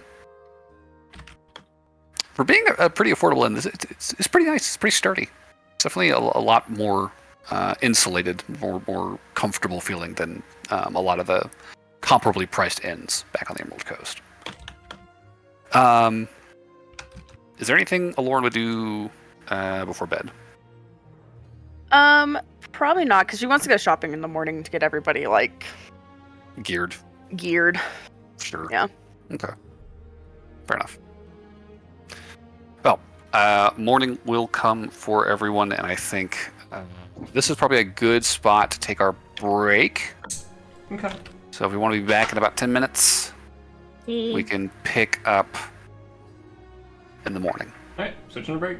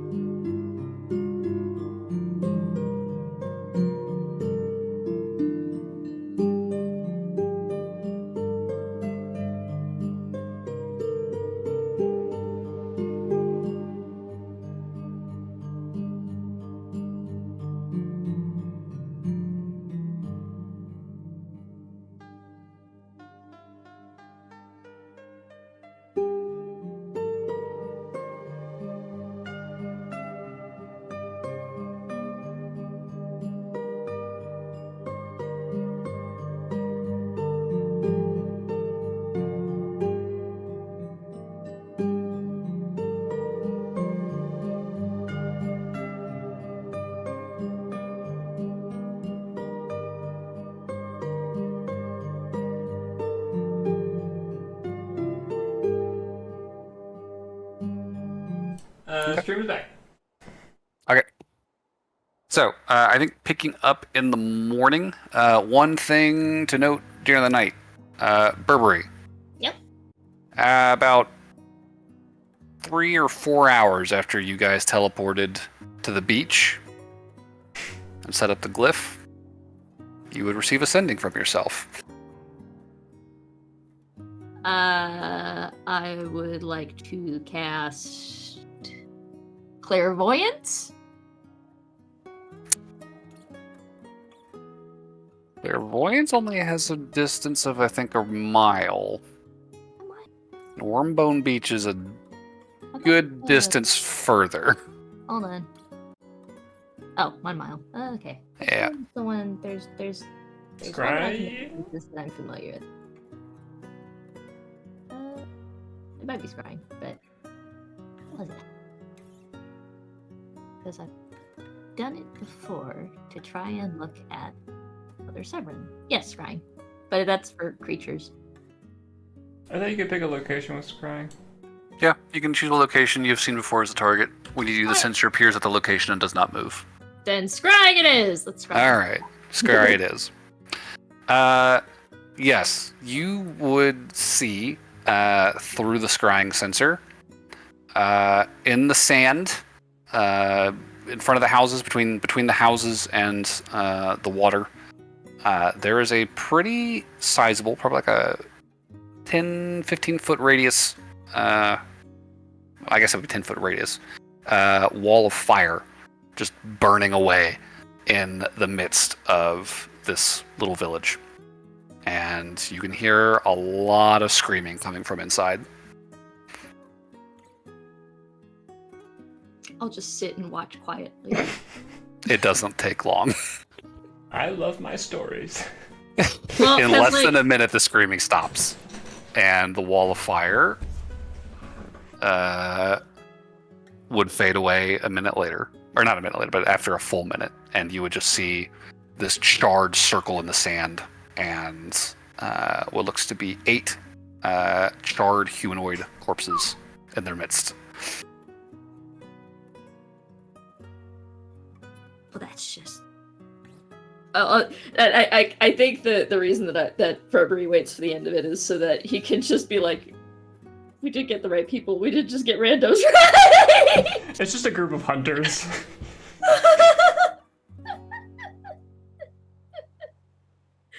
Okay. So that would happen in the middle of the night. All right, and there wasn't anybody like leaving or running away or. Perception check, I'll say. Alright. Ooh. Oh, that's exciting. 21. Okay. Good perception for Burberry. I mean, now that I was like, it's gonna be a 2, and it just to spite me, it's gonna be a 2. Now that the firelight has sort of faded, darkness has kind of fallen back over the village, and you are not seeing any movement really. And kind of looking down at the sand, you can definitely see, lots of footprints from your party milling about the village, as well as a sort of trail of footprints leading down to the sand from sort of the hills behind the beach, presumably left by this party. You can see some horses tied up behind one of the houses. They're just kind of sitting there. But you don't see any people leaving the vicinity, and you don't see any footprints leading away from this scene either. Do the horses have any sigils or anything on their birding? I mean, they just look like horses. Okay. Well, because, again, we're making sure that it's not a rando, so it's not like some noble or something that came along with this entourage. I don't fucking know. Yeah, I mean, no sigils that you can see. I mean, it's various colors of horse in pretty standard barding and saddles.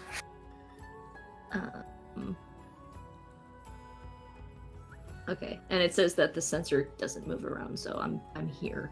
Yep. Okay, I'll just end the All You right. know, I'll hang out for the entirety of the 10 minutes on the off chance that somebody pops in and pops out, and then after that I'll. You spend 10 minutes watching horses flick their tails. Ooh, I like that one. We should and name it Buttercup. It's not Corpses our horse. slowly smoldering amidst the remains of the wall of fire spell. I wonder if it was because they tried to copy it or they tried to use it. I'm guessing they tried to use it, considering they're all standing in a tight lit. But then why didn't they bring the whole conversation? Talking to themselves, sure. Okay. Yeah. Aside from that small interruption, you guys will be able to finish a long rest without issue. Everyone will wake up, rejuvenated, and ready to take on the day.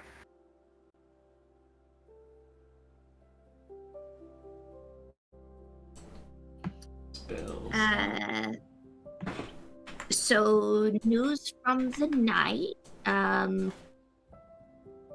They apparently didn't think they were going to get any pushback because they sent 8 people. Damn, it's almost as many villagers as there were. On the upside, I now know where to get a large or a small group of horses if we want them. We still have horses. They're in the stable. I mean, the Presidium could use extra horses. I don't know. We could have extra horses. If you can convince Alexi to teleport you back there. No, it was just a joke. Oh, okay. He was just making a joke, like, yeah, no, 8 people are dead, but on the upside, free horse. I mean, these 8 people being dead is pretty much all upside for us. You're not- Noelle has a couple settings she wants to cast. I will say to the DM, because we started late and the various conversation took a lot longer, we don't have to chat with Sandy today. Because I was going to send one to Sandy, and I was going to send one to Jade this morning. Okay, sure. So Who do you want to talk to just first? so you know. I'll send to Sandy first, just to get that out of the way. So, Noelle would just toss out sending real quick. Sandy, I know you said you'd stop by the Presidium when you got to Freeport. I just wanted to let you know that I would like to speak with you one-on-one when you do get here. Just knock on the front gate, and someone should let you in. We'll let them know you're coming.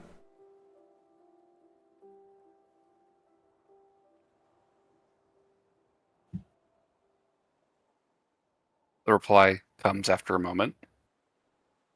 Hey, girl. Glad you're well. Yeah, we could talk. On a train. Actually. Be there for lunch. If you're hungry.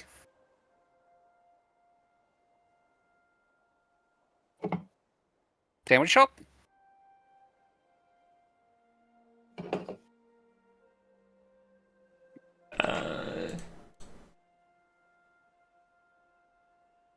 It's worth another sending. I'll just leave it there for now. Okay.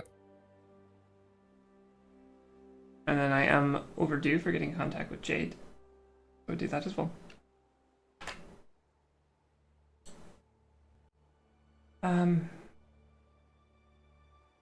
Hey Jade. We just got back from Chaser. Things went pretty well. How's Illical going? You guys doing okay? That's it.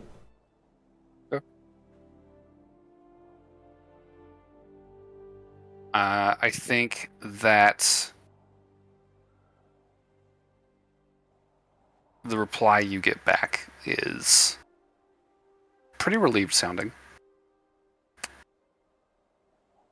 and a little shaky. It's good to hear from you. It's been not great.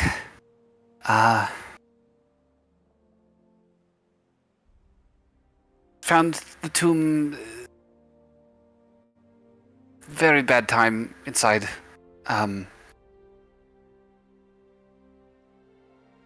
I lost the professor. I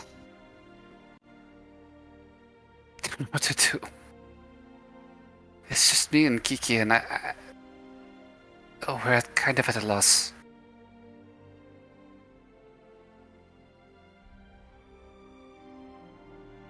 Well, I immediately would cast an Ascending for that.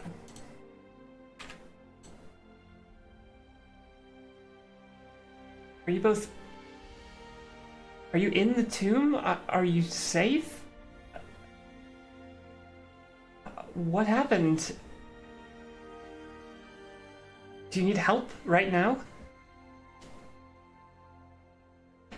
Okay. The response would come back. No, we're okay. We're back in Warnilla. There was a trap. It separated us from the others, and we barely got out thanks to Kiki. I owe her my life, but the two of us alone are not enough to fix this.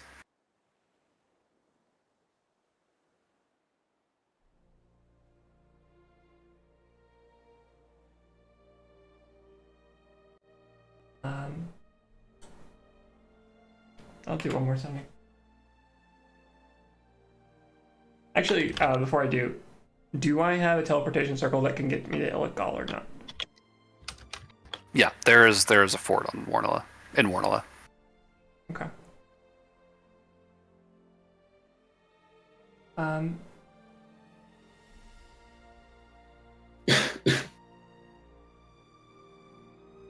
I could get there today if you need help. I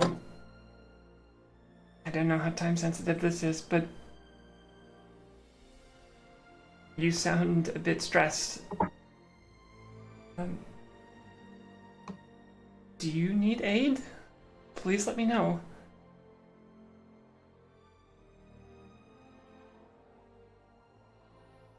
I know you're busy, and I don't I'm not want to busy. impose. Will be the last 3 words.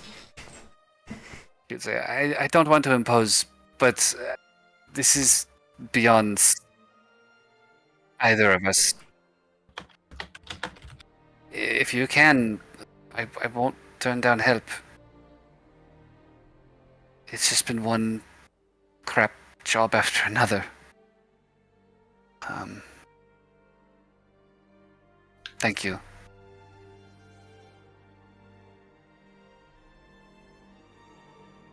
Okay. I think I can leave it there. Okay. I guess in the morning I would collect the emeralds in the Presidium main room. Okay. Burberry probably spent part of the morning trying to convince Barnaby to play with him with Susanna. Oh. Oh, cute. With all that armor, he's fairly fireproof.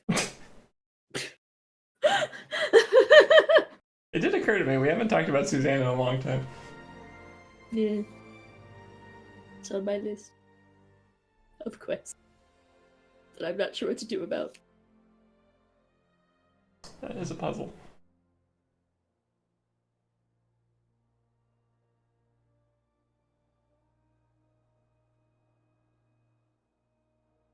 There, Barnaby, would you join for that?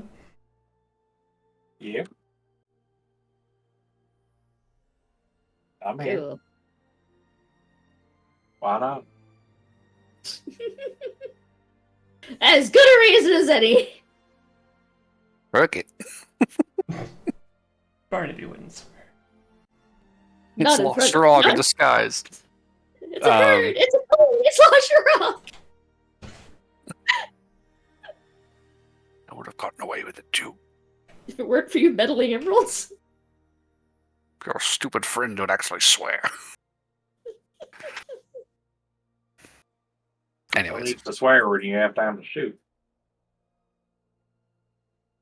touche. Well, I think Susanna is always, appreciative of your attention, Burberry, and I think bringing somebody else into it is just icing on the cake. So, you guys could definitely kind of pal around for a bit before Noelle comes looking for you. Cool. And I'll also do the like maintenance / mending as needed for her little toy, mechanical toy sure, set. sure. Yeah. I will say, I think, despite the intense like heat discoloration that you're seeing on a lot of the metal pieces, there has been a noticeable amount of, or a noticeable decrease in the amount of damage, fire damage, to a lot of the items in her room. It looks like she has been trying to better control it to stop from hurting the stuff you've given her. Oh, that's so sweet. You know what? I bet she's gonna grow up to have some hellish rebuke. I mean, She maybe. might already have that, to be honest. There's definitely an effort being made. It's not, perfect, but Yeah. you do get the sense that she's trying. It definitely looks better in here than the last time you've really been able to sit down with her and hang out. Oh, that's so Who cares nice. about the toys? Okay, She's she can't play with motivated. them as much as she breaks. Yeah. So, Noelle would eventually track you guys down, call you to a family meeting down in the main hall. Yes. Side note, I feel like Burberry would actually be pretty good at dealing with kids who have like accidentally violent tendencies, having grown up in a family with claws. Yeah, that's fair. You kind of got to learn how to manage that kind of stuff early. I have weapons on my hands. And in my Sorry, Dad. Yeah. So, everyone is assembled. Noelle. Hey, I just got in touch with Jade this morning. It sounds like she may be in a bit of trouble. I mean, she's safe right now, but things went bad on Illegal. I don't know how much of a detour this will be, but I'd really love your guys' help. She seemed to imply that this was kind of a big deal, and I don't know if it's something I could solve on my own.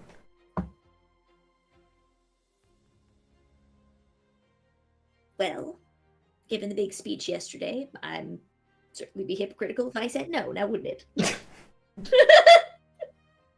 Touché.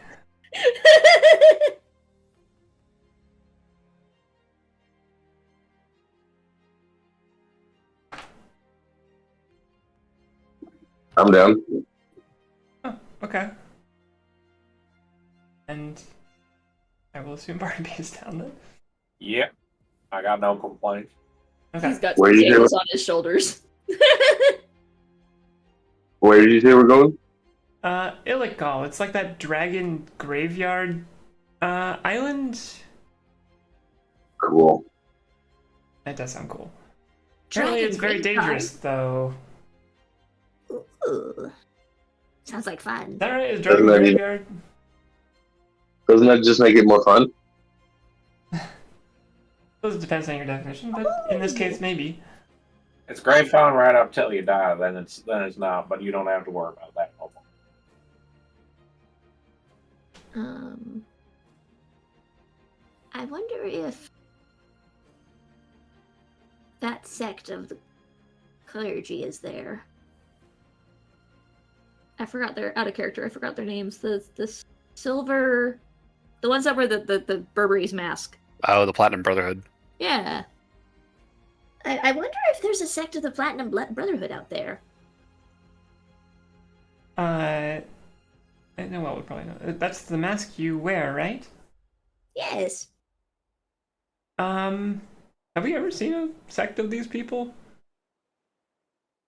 Well, no, actually, I think you saw one at the East Alliance meet and greet you guys attended. where you guys met with all the ambassadors. The ambassador from Illigal was dressed in the same mask and similar robes to Burberry. Maybe not quite as heavily embellished with Burberry. Burberry's 5 different swappable cloaks. Yeah, but the mask and the robes and the chain of the conclave around their necks, those were all present on their person. I could get their names for you. Give me one moment.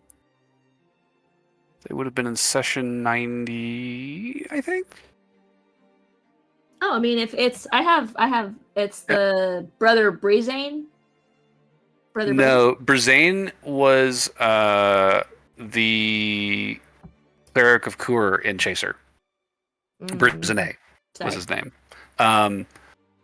The Platinum Sister Vosiarageth Erligwin.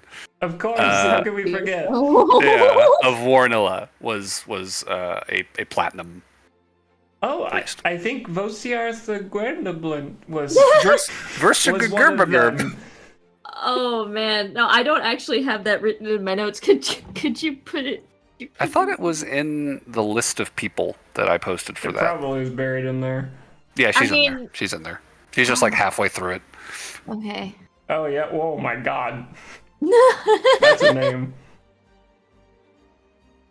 Voserergeth? Just roll right off the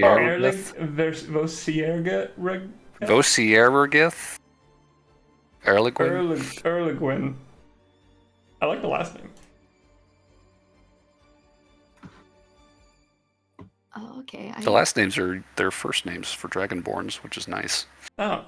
Because they're almost always easier to pronounce. That is way easier to pronounce. So I will get us there early afternoon, probably like 1 o'clock. I have to meet Sandy at the sandwich shop because I already said I would. At noon. So I guess you have a few hours to get yourselves ready to go. You need it, but that's where I'll be.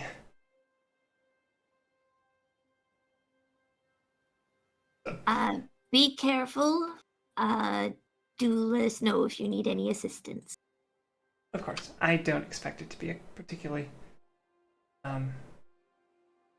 long conversation. I don't either, which is why I'm not asking to go with, but it still needs to be said. Sure. Of course. I'll just mill about for the morning until noon and head over to the sandwich.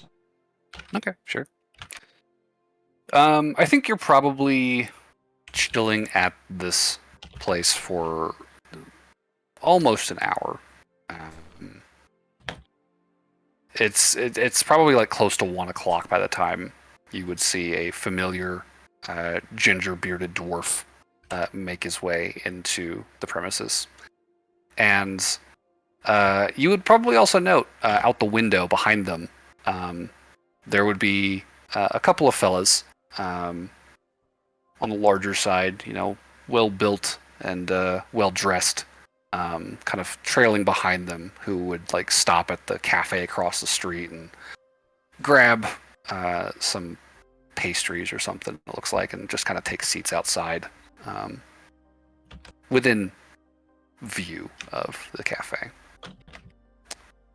And the dwarf, as soon as they finished their order, would kind of just glance around the room and give you a little wave. And then after they got their sandwich, would mosey over and take a seat across from you. Just give you a big, somewhat nervous smile. Hi. Andy? Gotta be honest, I got a little nervous when you reached out. Forgive me. But I just thought I'd bring a couple of friends to keep an eye. Just in case. I get the sense, there might be a little tension here. Unless I've misunderstood. Nope, you're spot on. That way you were an hour late? No, actually, train was running late. Some fucker got stuck on the tracks. They stopped, and we had to do a whole thing to get him. It's not important. No, I called them as soon as you called me. Figured, just want somebody to keep an eye out. Sure. Noah glances around to make sure nobody's listening in on the conversation. And perception check. Natural 1. Doesn't look like it. There's not a lot of people in here right now. Okay. It was busier around noon, and then it was like as the lunch rush it was ending, and most of the people had vacated. That Sandy finally walked in. You would note that the two goons across the street are watching the cafe where you guys are sitting, but I mean they're outside across the street. They can't hear shit. Sandy just kind of starts in on her sandwich. Oh, I wanted to make one point very clear. Nothing else. I'm not gonna help you steal the ship.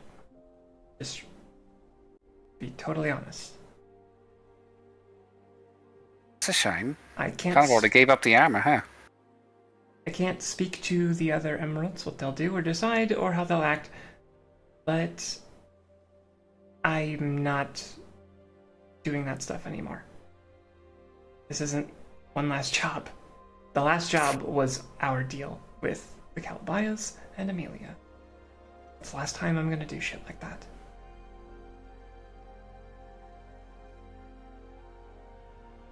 I mean, fuck, man, you kind of put me in a spot here.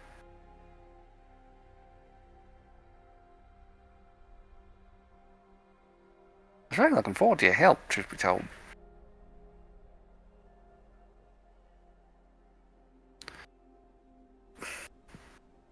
I mean, you sure there's nothing you can do to pitch in? Maybe a little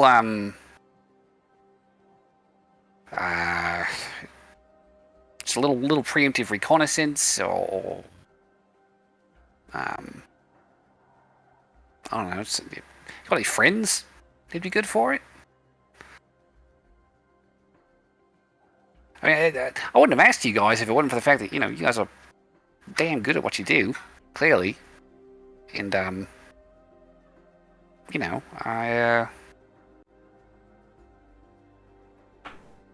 could use the help. Honestly, it'd make things a lot faster. Go a lot faster and a lot easier. The fact that we probably could steal a ship is partly why I don't want to help.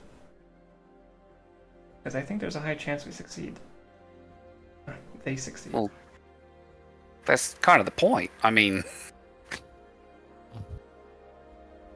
you don't take it because you're not going to use it, right? I mean,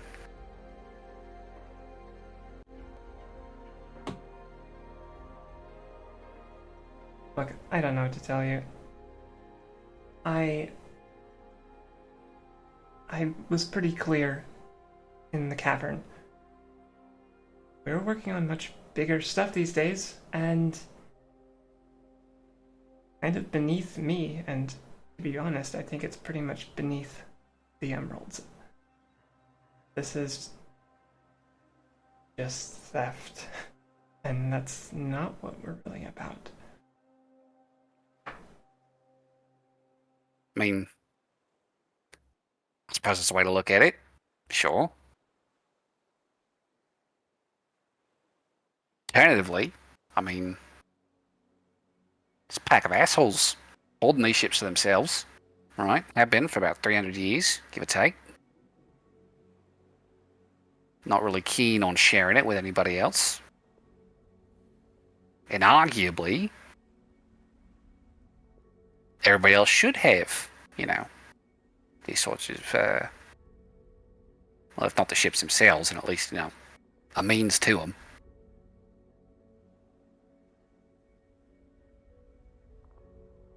But, I mean, if you're out,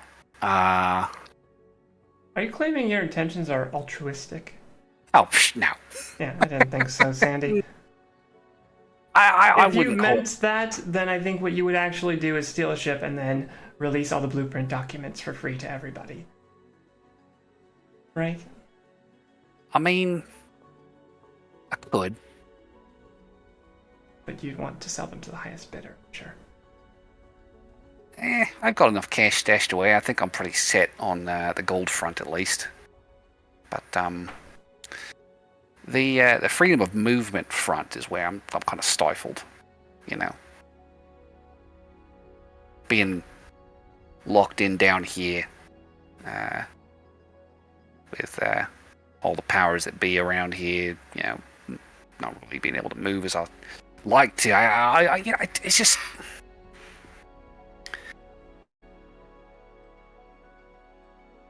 I mean, you've got the same problem I do. I mean, you could go anywhere around here. You could be anybody, but you're still here. You know, the conditions up top, they're not changing no matter who we become. Up top? I mean, you got these lines out here. You got the Kingdom of Lythal out west. You got Xenisol beyond them. Illyria before all that.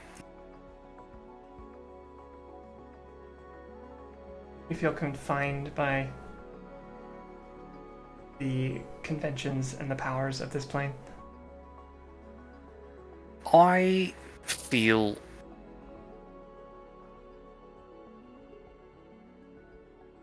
that if I'm going to be this,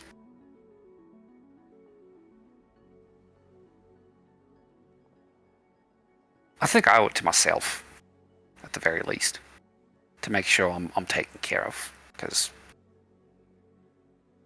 nobody else out there is going to.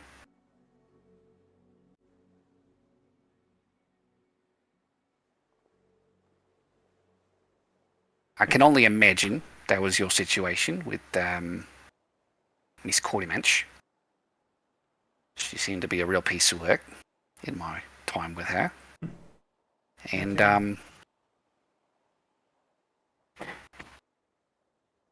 can't say it was super different for me myself, you know. Although I think there was less of a familial sort of facade, and it was much more straight to business, for me at least, growing up. You know, there wasn't really any illusions about what I was doing, what I was training to do. At this point, I figure it's all kind of the same, you know, whether or not you make the laws or you break them. You're in it for the money. I don't think it's the same to the people you step on to get there. I mean, who have I stepped on, really? Don't you find yourself in the business of lies, deception, and murder? And theft? Yeah. Literally And everyone, then. And I'm in that business with other people like me. It's all the gain to them. To everyone, really. I mean, I'm just in it to get out, shall we say. And truth be told, I was being a little glib, right? You kind of had me on the spot back in the cave. But, you know, I'm not trying to get one over on you. You know, you seem like a decent kind of person. And as exciting as it was when we met and we kind of, you know, crossed blades, you know, you guys really put up a hell of a fight. Like, that was genuinely an exciting moment until it wasn't, and it got scary.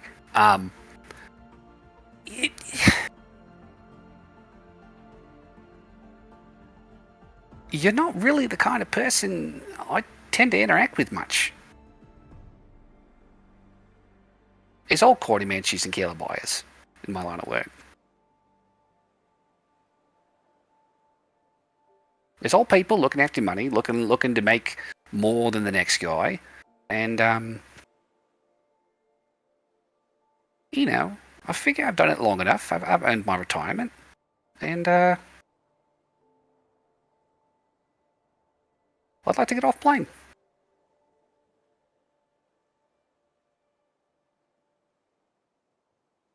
I don't feel like that's too much to ask, you know? I mean, it is, obviously. You know, they're not, as I said, not really in the habit of sharing that sort of access. But to that, you know, I say, can they stop me? Would you kill them if they tried? I mean, yeah, probably. If I can do it. Why would I ever help you?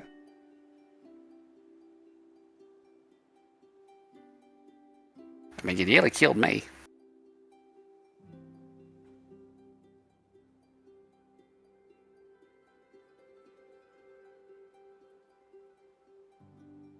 First day we met, I remember telling you that I hoped I wouldn't have to.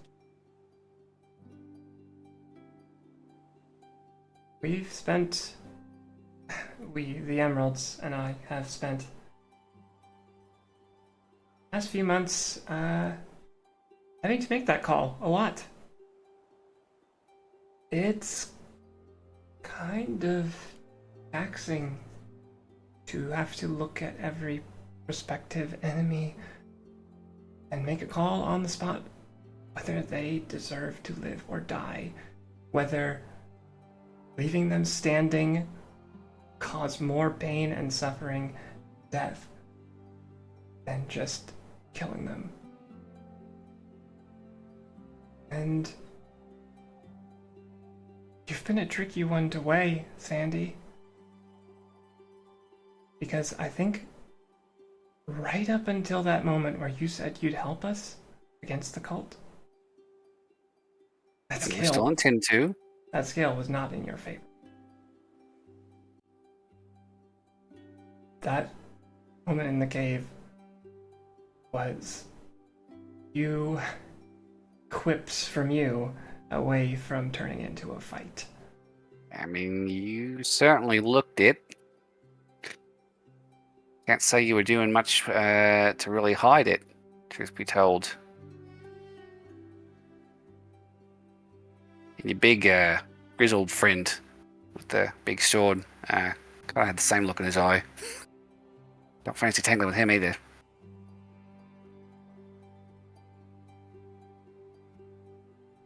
Now, like I said, you guys are a scary bunch. Capable. Real fucking capable. You know? It's impressive. It genuinely is. Because you don't meet people like you that often who are kind of, you know, free agents, usually. Folk like you get wrapped up in politics, the army, doing what I do, right?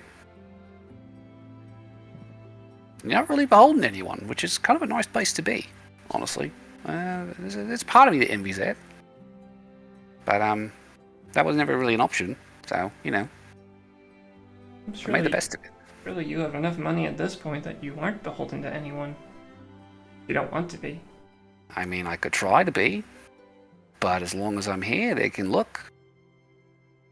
They could find me. I'm good, but I'm not infallible. I mean, you saw that, right? Can get tricky. I'm not clear of it until I'm really clear of it. And as far as I know, the only way out is up. So? Are you running from something specific? I mean, is society specific enough? No, I'd say that's about as vague as it gets. As long as they answer, though, I mean... But the point I was making was that if you're not beholden to anyone specific, I mean, is it just your demons would come to find you eventually, no matter what? I mean, all right. Let me back up here. Are you familiar with... Cholina, are you familiar with the Conspire? Noel familiar with the Conspire? Give me a history check. Oh, that's a good roll. History. 21. Okay. Yeah, I think you probably would have heard of them first as just sort of criminal boogeymen, you know. They are sort of the name in organized crime in Vergos. And from what you've learned since hearing of them over time, it's not a lot, but it's enough. Yeah. You would know that the Conspire, like many factions, kind of rose up in the wake of Illyria's fall.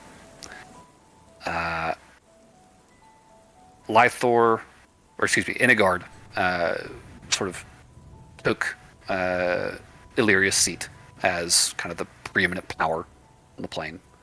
They took Illyria's fleet of plane ships. They took Illyria's sort of standing as the de facto rulers of Lythor.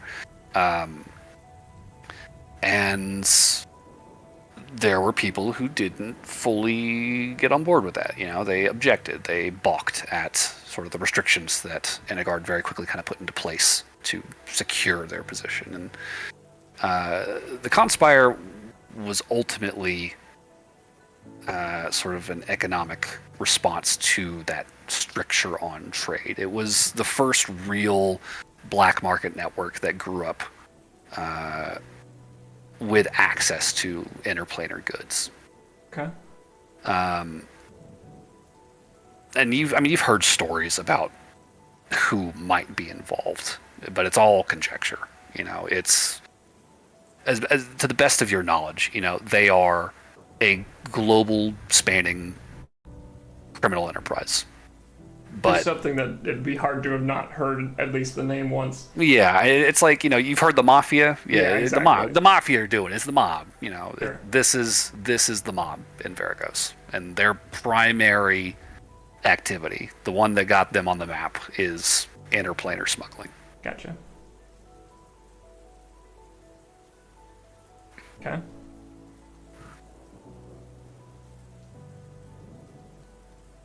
So Go on, Sandy. So you're familiar? Yeah, I've heard about it. I think I read about it a couple times. Yeah, right. So, you know, one asshole says, it's my way or the highway. The next asshole comes along. He says, fuck you, kills him. He starts making the new rules. Bunch of other assholes, they don't have guns, but they're like, this is bullshit. I don't like your way. We're doing it our way. But we're not telling you about it. But it's all the same bullshit, right? You know, like I've been working for these guys my whole life. It's how it played out. And if there's anything I genuinely, honestly believe at this point in my illustrious career, is that there's no fucking difference other than what uniform you're wearing. You know, they're all the fucking same.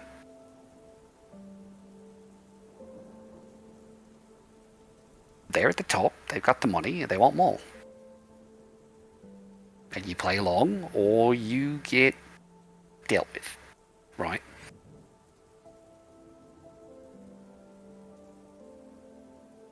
You really believe that everyone in power works like the Conspire?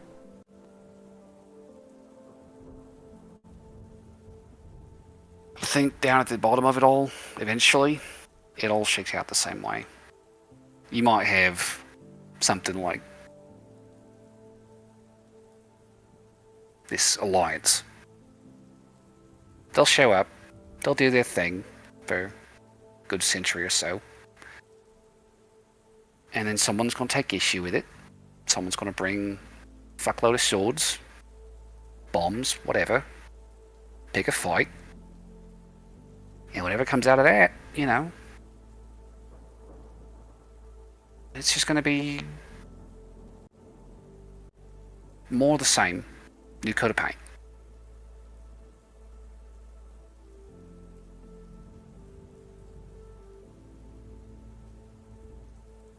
It's not right, Sandy. I've never done work with the Conspire. But, Well, like you, your mother did. Yeah. Well, like you, I've had my fair share of engagement with the underground world. It was years ago at this point, but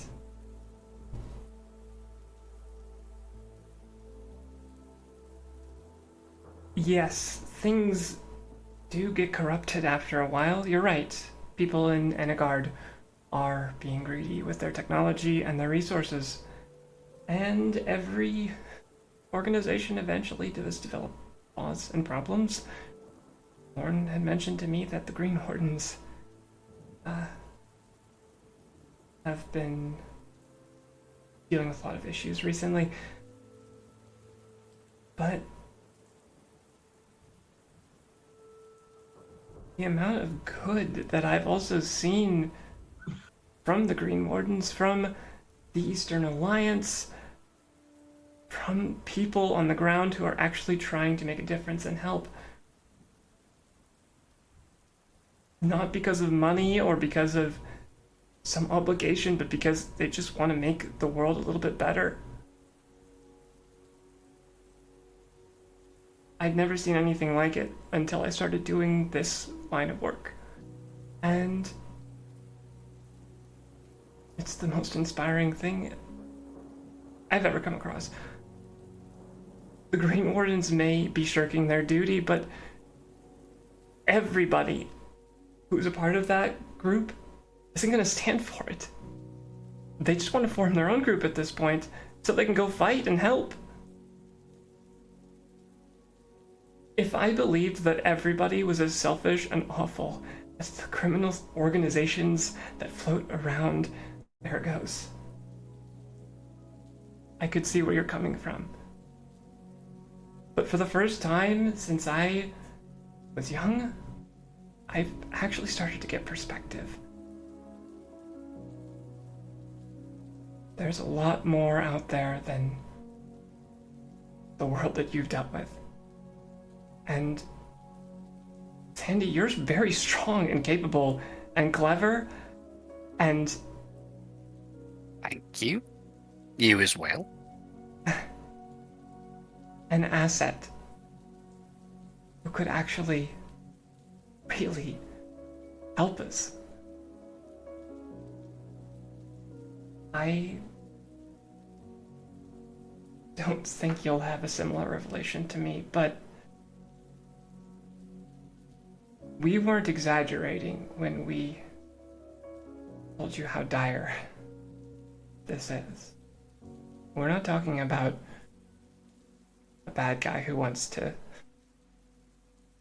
fight the Eastern Alliance. This is worldwide. We are not in an advantageous position.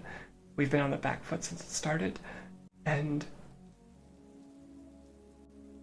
anything we can find is what we need right now.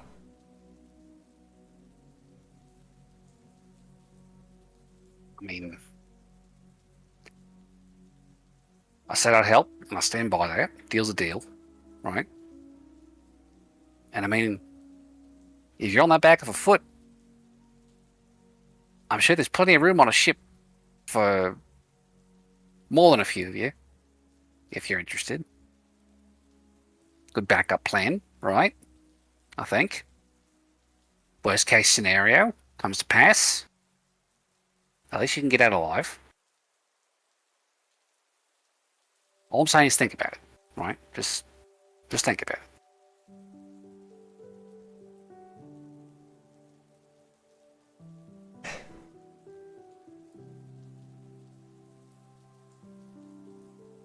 I suppose in this case you are being more honorable than I am. Because I wouldn't call it honorable, just, fair's fair.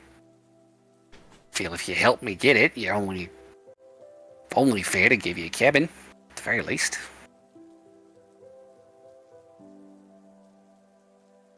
At this point, I've kind of made it my goal to stop spreading deception, lies, murder, and theft. If I thought I'd be doing anything other than just sending someone who's going to propagate those things into the void, then I would be more interested. But it sounds like you're just going to go do the exact same thing in space. And that's not something I want to sign off on. That's all. Well, as long as I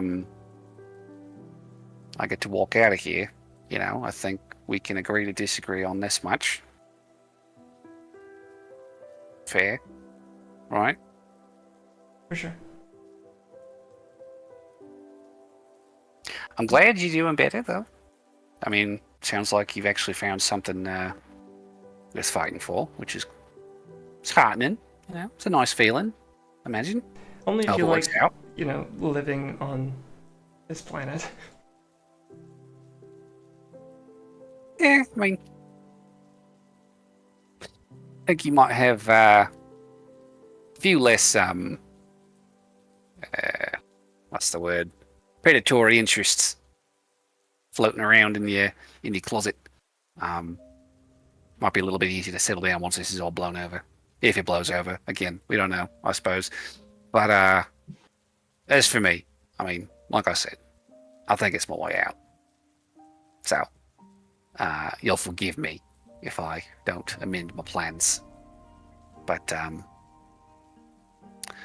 do appreciate the forthrightness, and the lack of a dagger in my guts. This sort of conversation typically doesn't end with people walking out the door. So that's a nice change of pace. I won't lie. I appreciate that. Oh. Really wasn't looking forward to having to fight you. I just hope that this all shakes out well in the end. I didn't know how this conversation was going to go. I am glad that you did work up the courage to come sit down. Well, it helps having a little bit of backup. How far are your friends? They're like upstairs or something? Oh.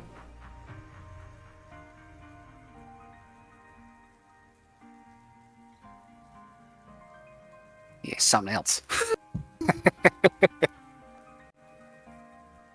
She'll kind of finish her last little bit of the anjou from the sandwich and kind of wipe her hands off and just extend a hand. I'll shake her hand.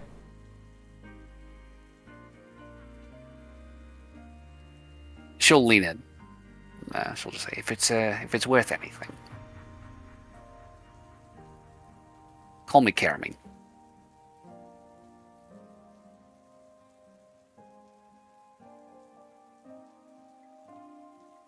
Thank you, Karamine. And for what it's worth,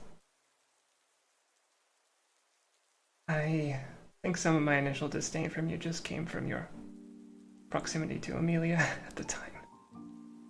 So... He's a fucking bitch, he was.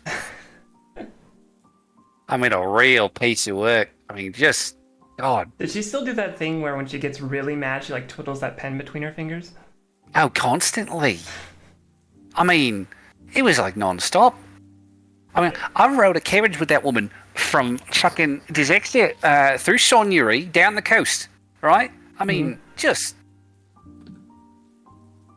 And, okay, here's the thing. She used to click the pen every goddamn time, and it drove me fucking nuts. And I had to yell at her repeatedly to get her to stop doing that. Did she revert since I left? Yeah, no, she still clicks. She still clicks. Well, she did. Not sure what you did with her, but she did.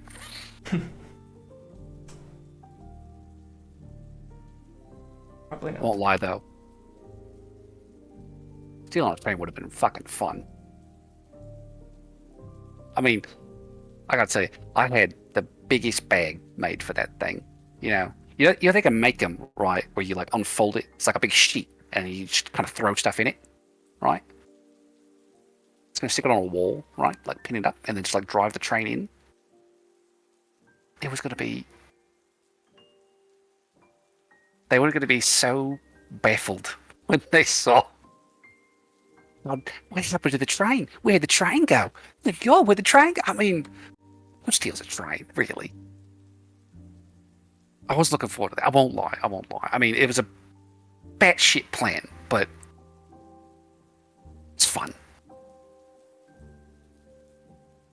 Anyways. Agree to disagree.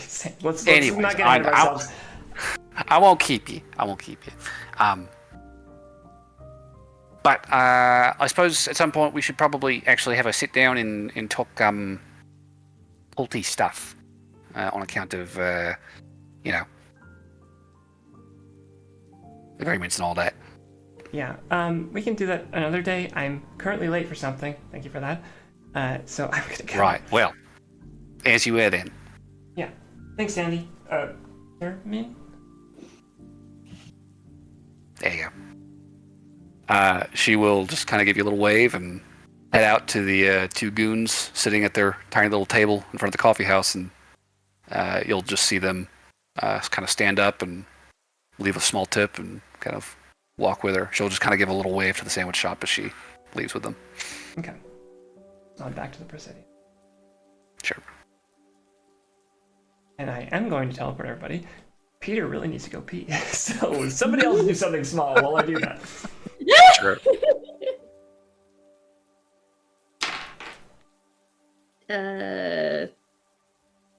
I guess Burberry's gonna go and try and find a new toy for Xana. Sure, yeah. What are you looking for? Question. Yeah. Could I build a toy for them that is fireproof or fire resistant? Ooh, yeah. Being Welcome an artificer. Welcome You to know- the Fireproof Club!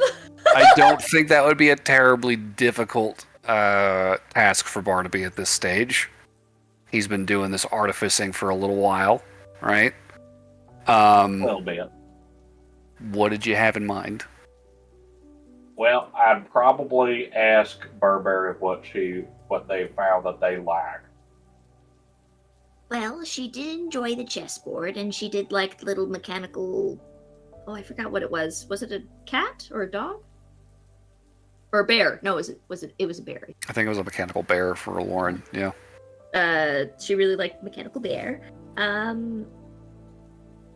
mean, it might be good to start getting her into toys that require thought, like puzzles. Also, like build your own toy kind of thing.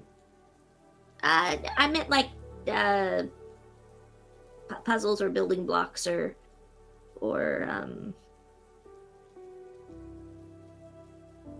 maybe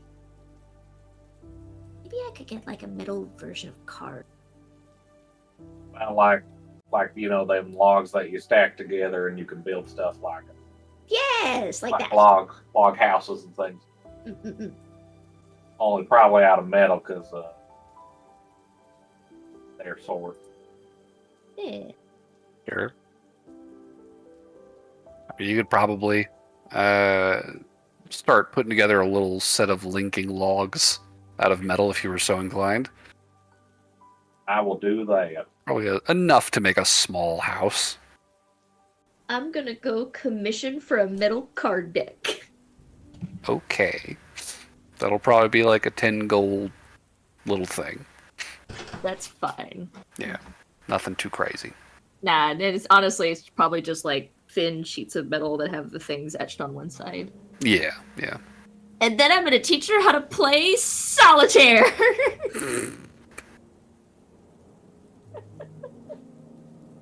And also, card games that you can play with other people.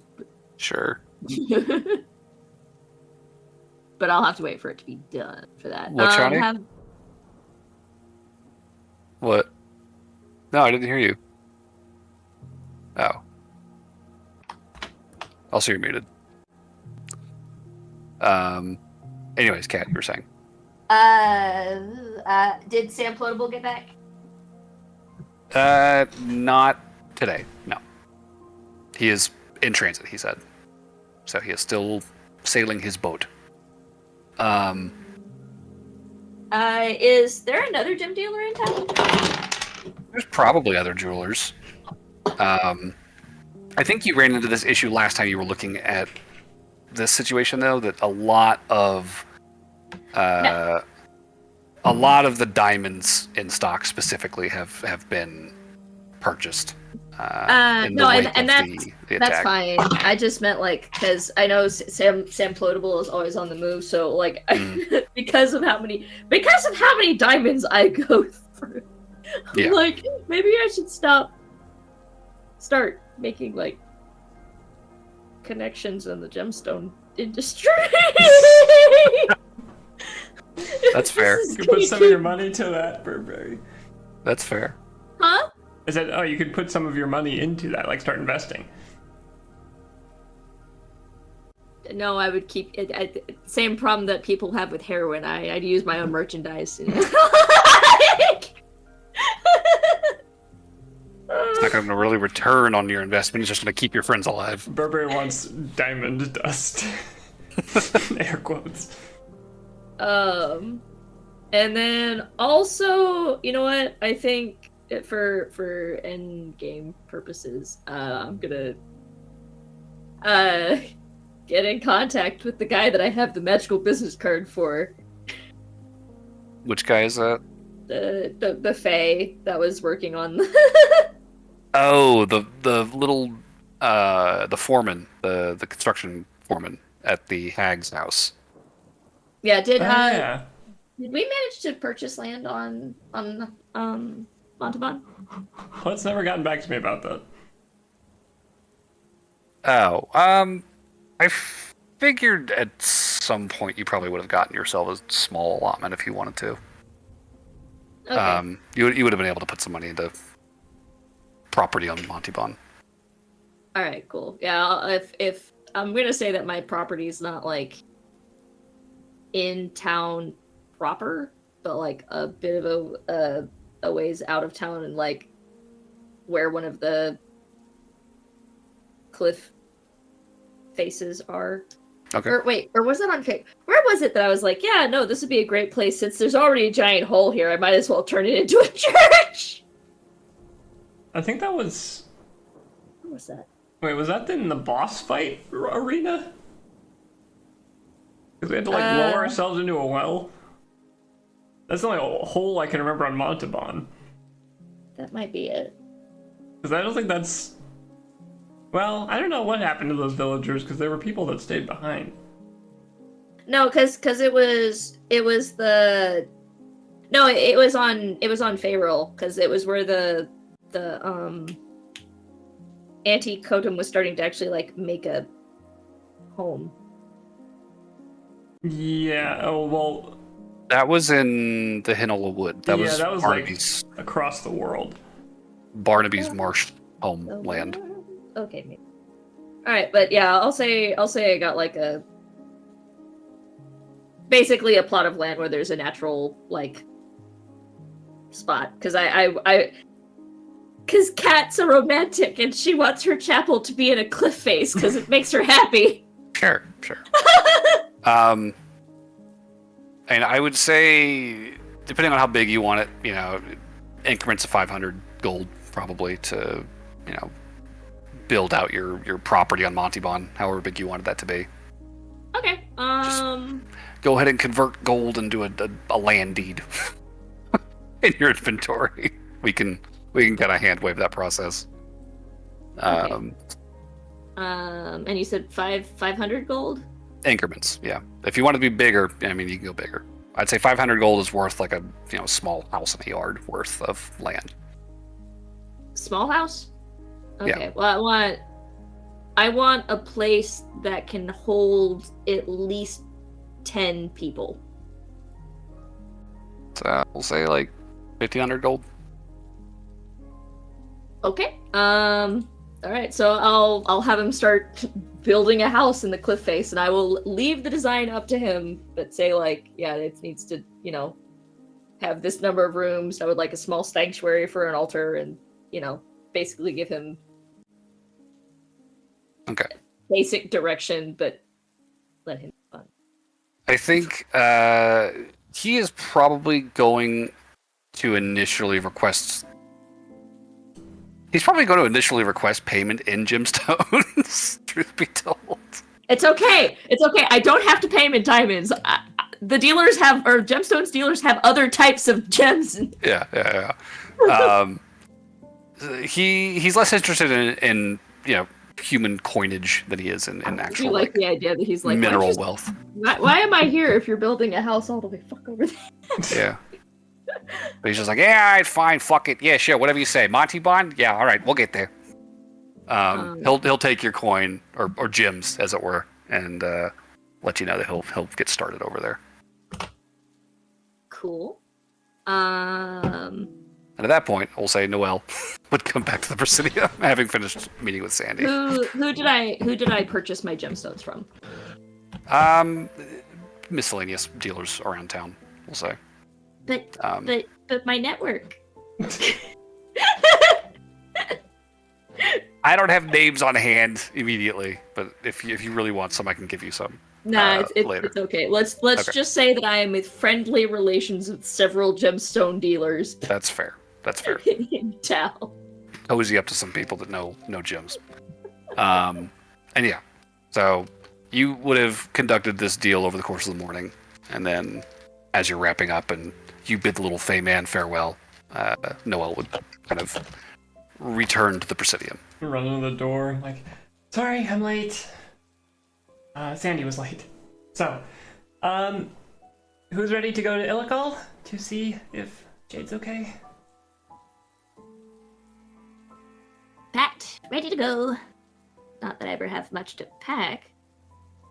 Yeah, bag of holding. Makes things easy. Okay, I will start just... Oh wait, I can't teleport in the Presidium, right? Nope. I will go... I'm heading outside. Okay. So out the front gates, a little ways away, find some solid enough ground to draw a teleportation circle. Whoop. Bubbity, did you just startle yourself? I think he slipped off the edge of the desk. Here. You can scooch this way, and then you can lay down like that. Very safe. Yes. You would be able to draw a teleportation circle, and using the reference that you got from the East Alliance, you could target the circle in the Illical Fort. It's an Eastern Alliance fort, then? It would be another Eastern Alliance fort, Okay. yes. And within a minute, you would have a nearly active teleportation circle ready for you guys to step inside. Okay. Everybody out here? Alive and breathing. I could cast Sending to get to let them know ahead of time, but I want to save them just in case I talk to Jade to figure out where she is. So, Sure. I will draw the last sigil and say the magic words. Okay. And with that, the circle lights up, and you can all step through one after the other. And you find yourselves yet again in a very familiar-looking, dank stone cellar space with a magic circle beneath your feet, and a staircase leading above ground. There are a couple of soldiers keeping watch there who are startled to see you, but after a quick display of your credentials, I think they are more than ready to lead you up topside and get you situated as best as they can, knowing who you are now. As you guys leave sort of the command building in this fort, stepping out into the open air, I think you are struck by the crispness of this place. The air here has a bit of a bite to it, almost a dryness despite being on the ocean. And sky is this piercing clear blue. And as you sort of step out of the gates of the fort, you find that you are not too terribly far away from a city, right? The fort itself is kind of built on the edge of this settlement, and there's maybe a half mile of farmland between it and the town on the horizon up ahead. But you can see this settlement of what looks to be large stone buildings of this kind of very bright white, almost like limestone or marble material, interspersed with these very vivid dark blue tiles on the roofs. The islands beyond, kind of looking at the landscape, is very rocky.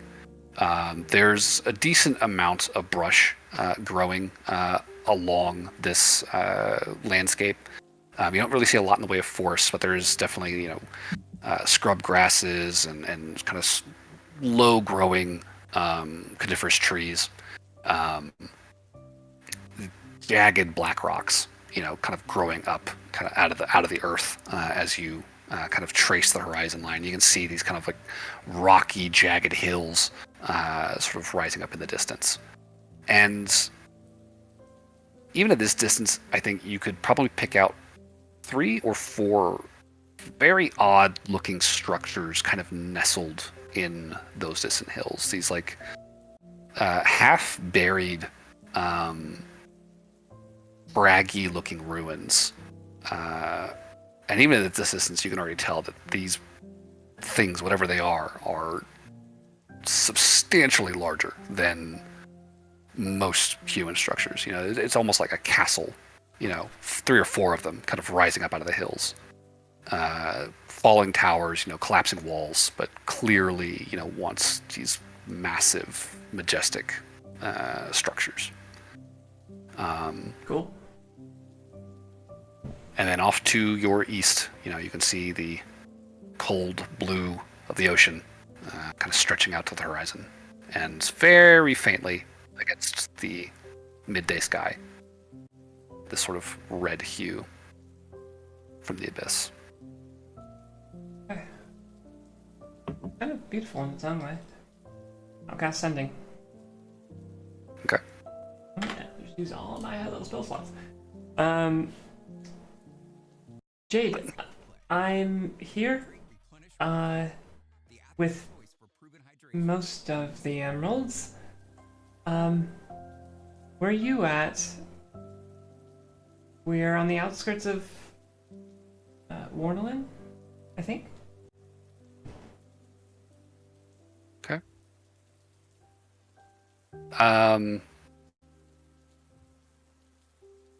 You would hear back.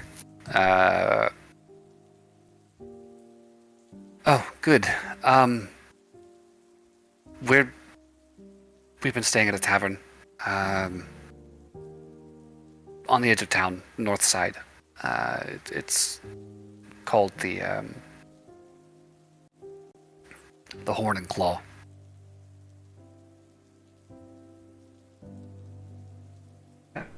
It's a pretty big place. It's hard to miss. Alright, I will lead the party to the Horn and Claw. Okay. Moving through Warnella, I think it is a relatively clean city. There's a lot of dragonborn around. First off, more so than you recall seeing in Freeport, outside of select neighborhoods. They look like they make up about half the population of this city. The other half is a mixture of humans, elves, dwarves, the same kind of motley mix you see around the Emerald Coast.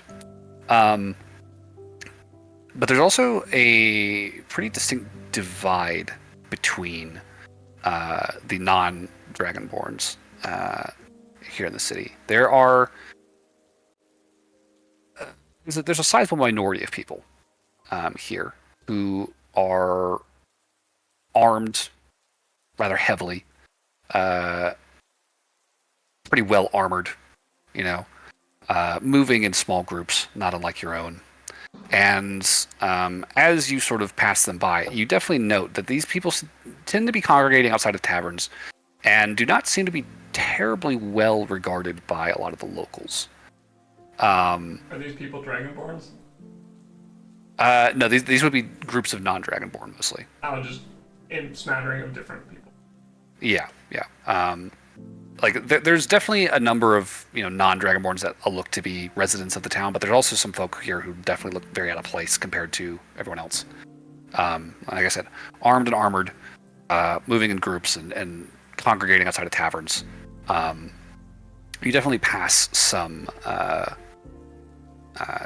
interactions outside of shops and smithies and such, where you see small groups of dragonborn kind of confronting these people, somewhat heated arguments between them here and there.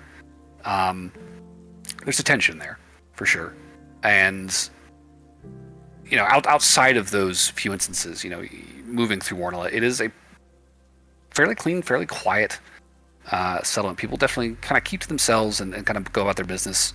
But they're relatively relaxed. There's not really a lot of hustle and bustle. It's not a huge kind of rush and get everything done as fast as you can kind of place.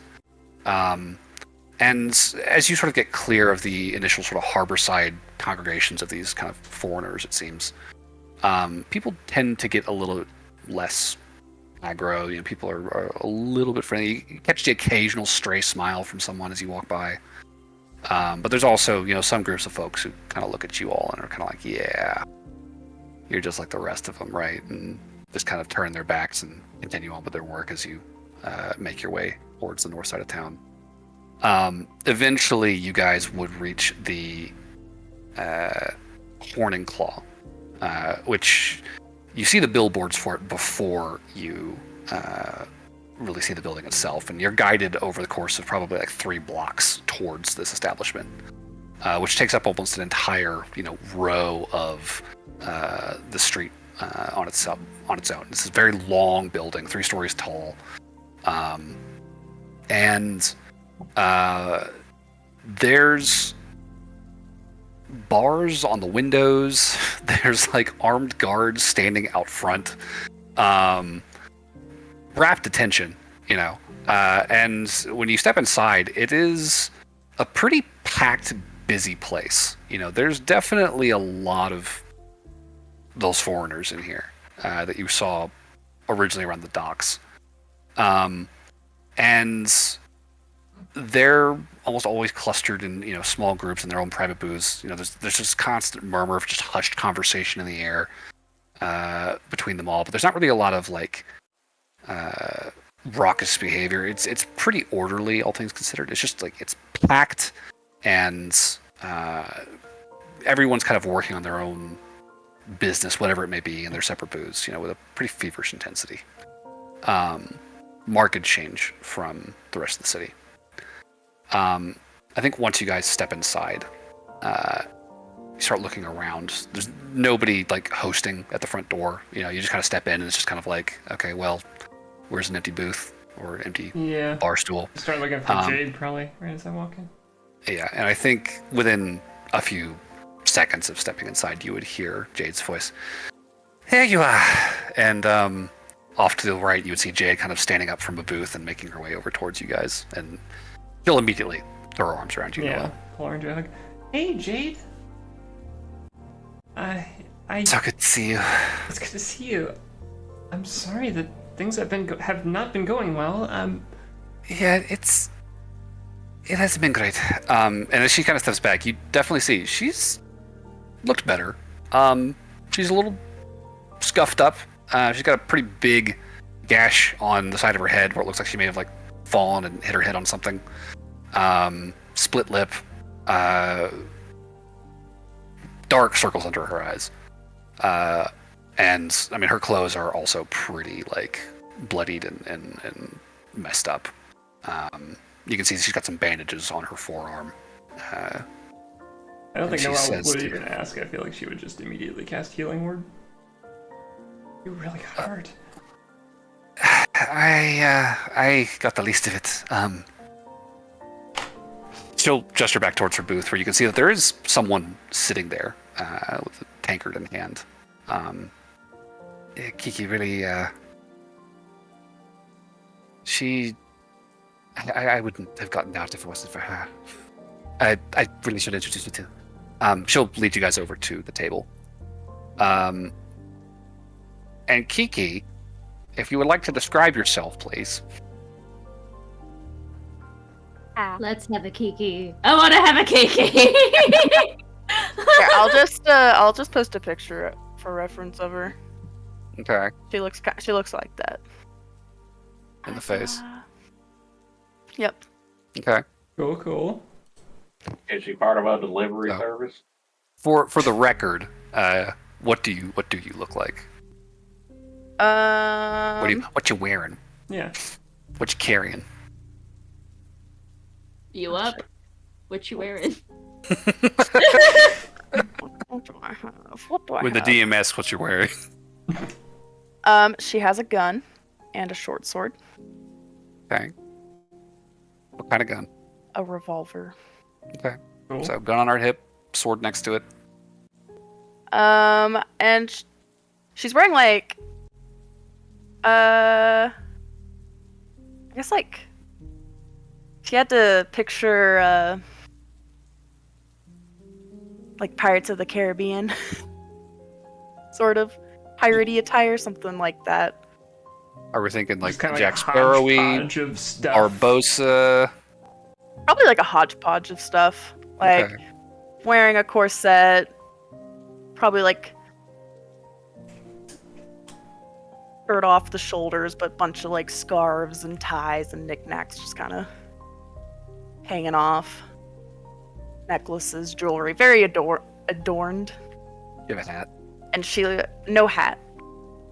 Well, actually, no, she probably has a hat. It's a smaller hat, not like a overly frilly thing. Just a big, wide brim motherfucker Nope. with a huge feather. There's probably some feathers on there and some lace and stuff, but she looks like very casual and relaxed, like leaned back, legs crossed. Just Yeah. Which is an impressive feat considering how beat up she probably looks. I think she definitely looks like she's taken the brunt of these hits over Jade. You know, just fresh scuffs on every exposed bit of flesh. You know, knuckles, some on her face. You know, slight swelling around the eye, or maybe something like managed to actually get a good hit on her. But she's got a big tank in her hand, and she looks like she's chilling. Kiki, I can't thank you enough for helping Jade. It's nice to meet you. I'm Noelle. no problem. Jade is a friend of mine. I would do anything to help her. You two were part of the expedition, right? Yes, Yes. unfortunately. I'll step aside to let the other emeralds introduce. Nice to see you again, and nice to meet you, Kiki. I'm, Burberry.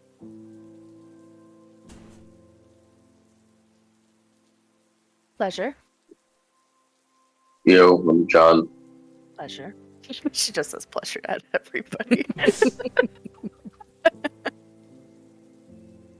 meet you. Nice gun you got there. Cute little thing. There it is. Yeah, it works pretty well. Oh, Barnaby Ray Otis the third. Pleasure to meet you. It's a pleasure, Barnaby. Oh, color me impressed, Barnaby. You just met a gal and you're already showing her your gun. Well, it's on my back. I can't exactly put Bertha away now. Jade gets it. She chuckles. And she just kind of whispers to you, and I was like, I'm so glad you guys made it. Thank you. Again, really. Is this booth big enough we could all sit? Yeah, you could all kind of fill in. Yeah, so what happened? You sounded a little panicked yesterday. Yes, well, we had only just gotten back to Wanilla last night.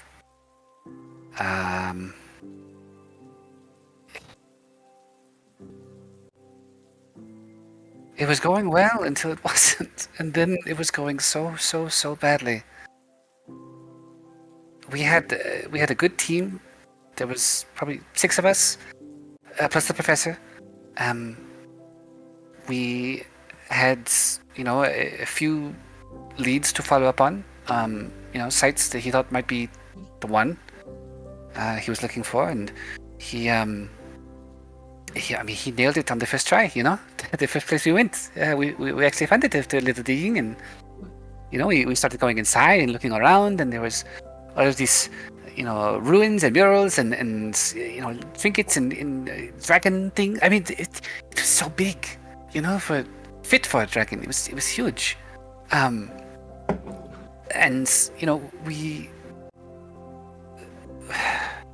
were down there for maybe 3 days, and it was just quiet. We just kind of took it chamber by chamber. And he'd spent most of his time cataloging, and we didn't really want to dig too deep alone. Obviously, that would not have been safe. But we got to one room, and I don't know what happened, but there was this loud, echoey click, and then this wall just fell down the middle of the chamber and just cut us off from all the others. And, we couldn't get back the way we came. We had to try and get out through the side passage, and it just led into this series of catacombs, I guess. Just all of these little dead dragon bones just started waking up, and we had to fight our way out for the next few hours. It got a little hairy there, but we were eventually able to find a way back in.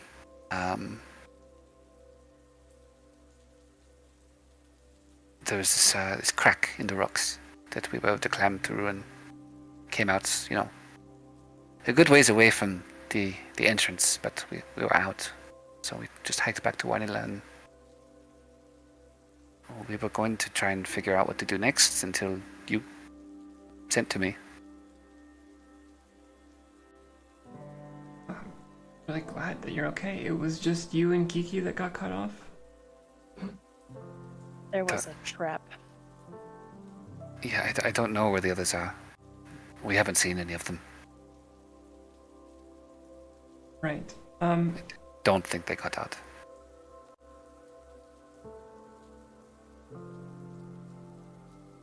Well, I am sorry to hear all that. What were you hoping we could do about that, though?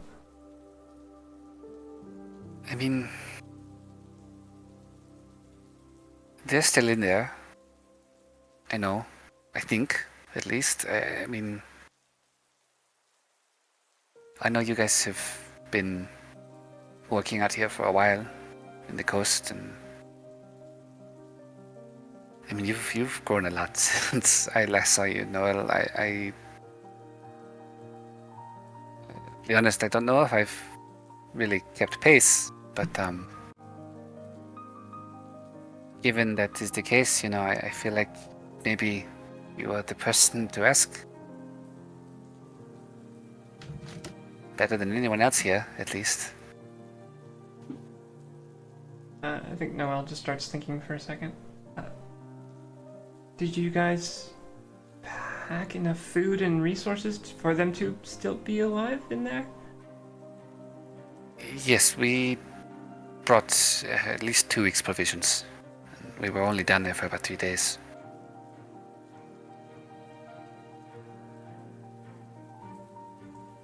Well, I think we could figure that out. We did make a pact a long time ago that we'd never go spelunking again, but I will make an exception for you, Jade. I do appreciate it. I would hate for this to be 0 for 2 on the Emerald Coast. After the desert, now this, I'm starting to really rethink line of work. But, It's pretty at least unforgiving out here. certainly feels that way. But yeah, we can give it a shot. We'll do I our best. reserve the full right to panic run away if I have a random shadow with teeth following me again. That sounds like a fun story. It is absolutely not. It was maybe the worst 2 weeks of our lives, but ask us again in 5 years. It'll probably be funny.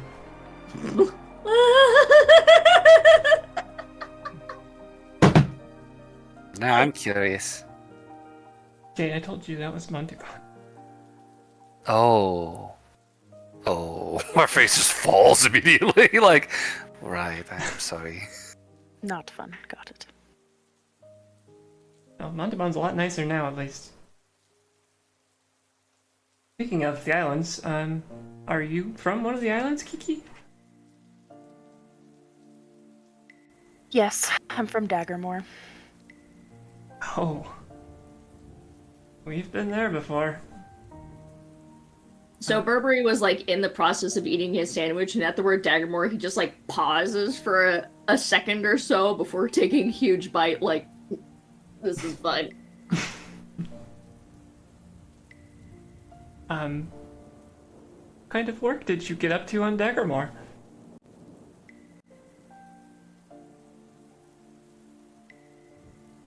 Let's say, let me check something. Oh, I worked for no. a guy. You might know him. His name was Putt. My armor class is 18. I worked on ships. Ships? Moved goods around. What kind of ship? It's a merchant ship. Insight. Transported goods. I will also join you in that. 17. I'll say she's not lying, but she's also like not being 24. completely honest either.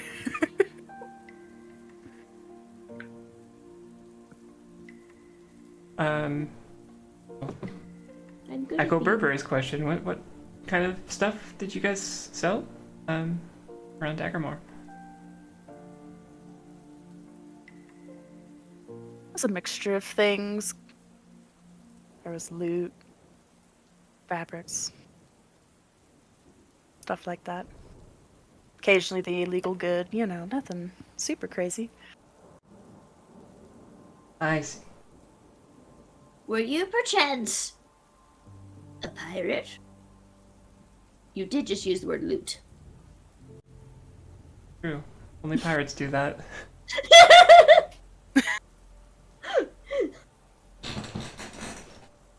So, It like, was. lean into, like, we've used loot before. Are we pirates? It's an interrogation tactic, Jay. I guess you could use that term. I don't like raiding and all that fumble jumble. I just more transport goods through waters for people. It sounds like you did All until right. you started spelunking. Can I ride that 24 on insight of if this is... Is she still being sus? No, she's being truthful. She's like, Okay. I did a few raids. Not my thing. Went more to transporting goods. Only picked a fight when someone wanted to pick a fight with me. Truthfully, our experiences with pirates have also left us not particularly interested in that kind of thing. And you are here now. How'd you end up on Illigal? I need money. Ah, My ship was stolen. My crew is a bunch of spineless idiots. Well, they're not my crew anymore. They're all spineless idiots, and I would murder every single one of them. But that's Ooh. rash. You had a ship? I did. What, well, mutiny or something? Yes, they all started listening to this wacko and were like, no, we want to join him and his blah blah blah. All this stupid bullshit.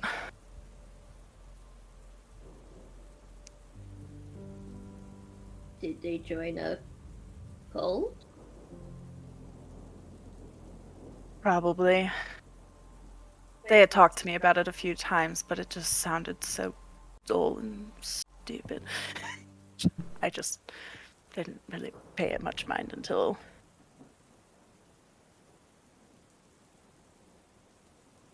it happened. It was too late. Yep. I see. Well, I've heard illegal is a good place to make money, so you're in the right place. Would you be joining us for this adventure? Oh yes, I would love to get paid. Ah. Yeah. That makes sense. I need to buy the means of transportation to go get my ship back. So You need to buy a ship. Go get your ship. it'll be just a shitty one that I don't care about. Fair enough. What's the name of your ship? The old James. Bloody good ship. Is old part of the name, or is the ship just old? No, that's his name. Just the old James.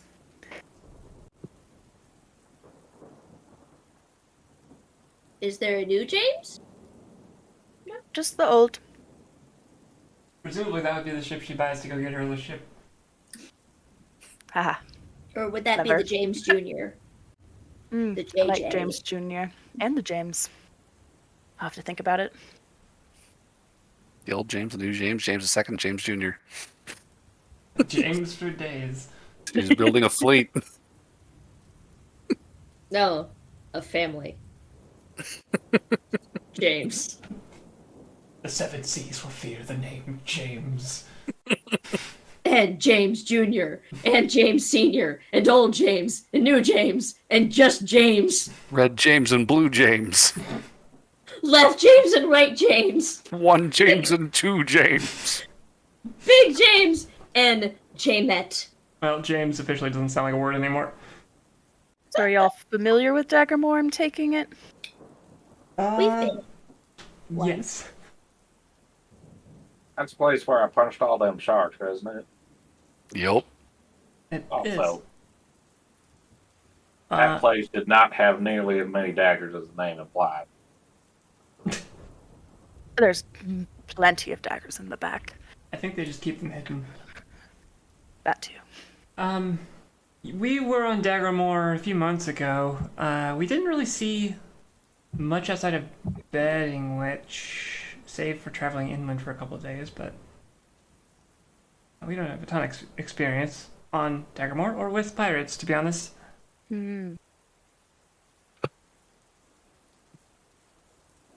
Yeah, I didn't like most of the pirate lords, so Yeah, no, they're pretty terrible. mostly associated with Segan, if you know him. We did know Stegan. He was maybe the only tolerable one. Exactly.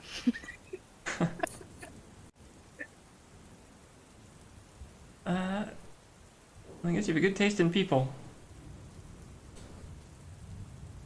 Except for your crew, who are a bunch of idiots. I don't know what the fuck happened to them.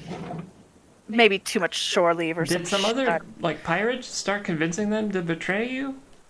Yes, what was the fuck's name? Mulan,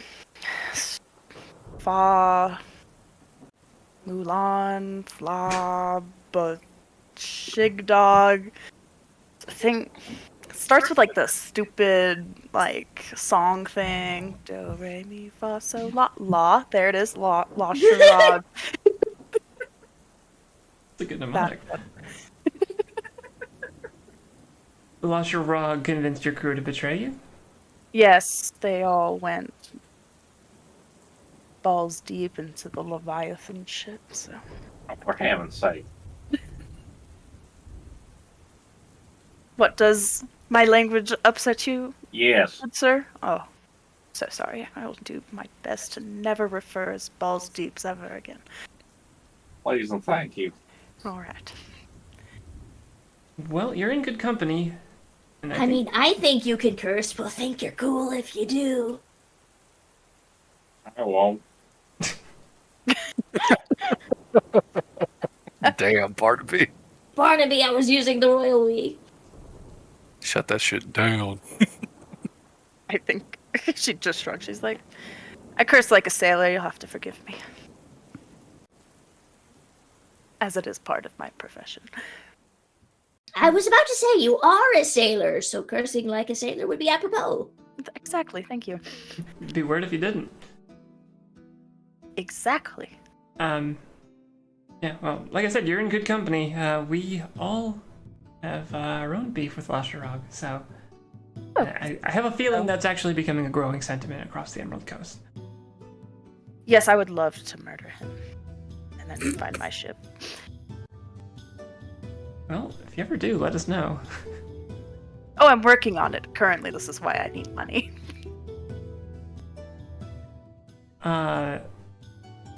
Makes sense. Well, would you guys want to try heading out to this crevice or whatever in the morning? Sounds I feel good like she enough. sighs. She's just like, ugh. There's definitely a palpable shiver from Jade. She says, suppose we probably should at some point. That was the whole idea. Well, their food's running out, Jade. I know.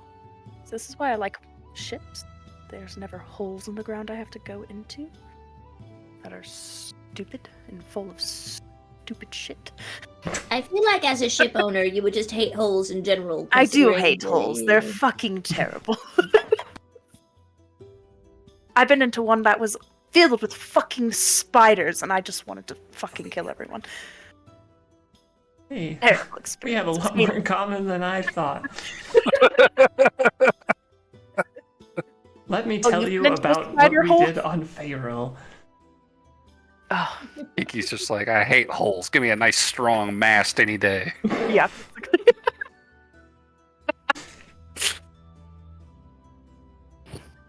Funny correlation. Never took that into account.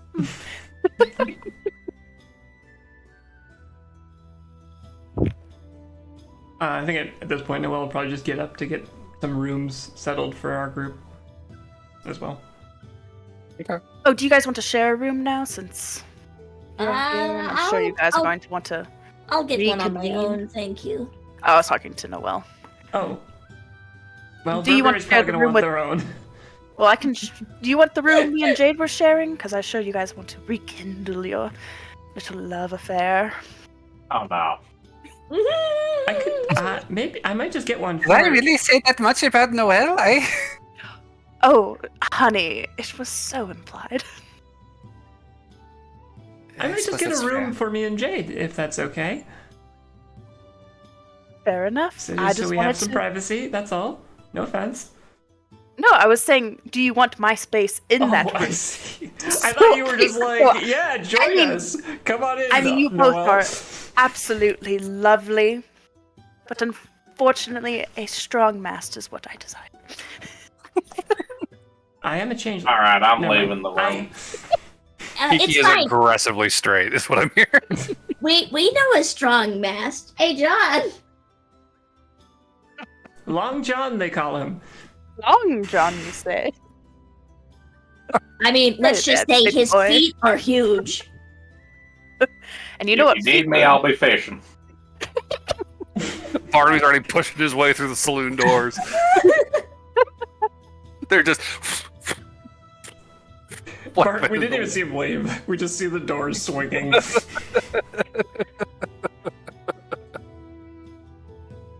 What say you, Johnny boy? They call you the long mast, sorry. apparently. I'm taken. Ah. Oh, interesting. John, I don't think Saren would mind if you just asked her first. That's not the type of person I am. Oh, this is all bore. I'll see if I can find someone here. Well, good luck with that. I guess I will take you up on your offer. Would you like me to get you a room so that you... Oh, no, darling. I have money. I'm fine. Okay. At least enough to cover a room. I'm not that broke. Sure. If you're okay with that, fine.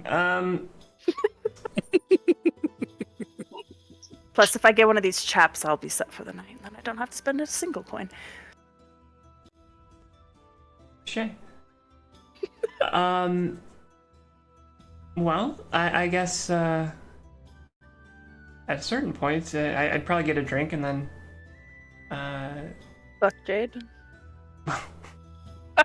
I mean, at some point, I'm sure that.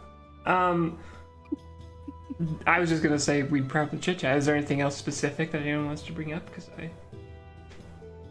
can't think of anything off the top of my head at this point. Sorry, I had to. You said you're getting a drink, and I was like, oh, we all know where that's going. DM, does Kiki get lucky in the bar tonight? Give me a persuasion roll. I think I actually have, like, proficiency in that. 14.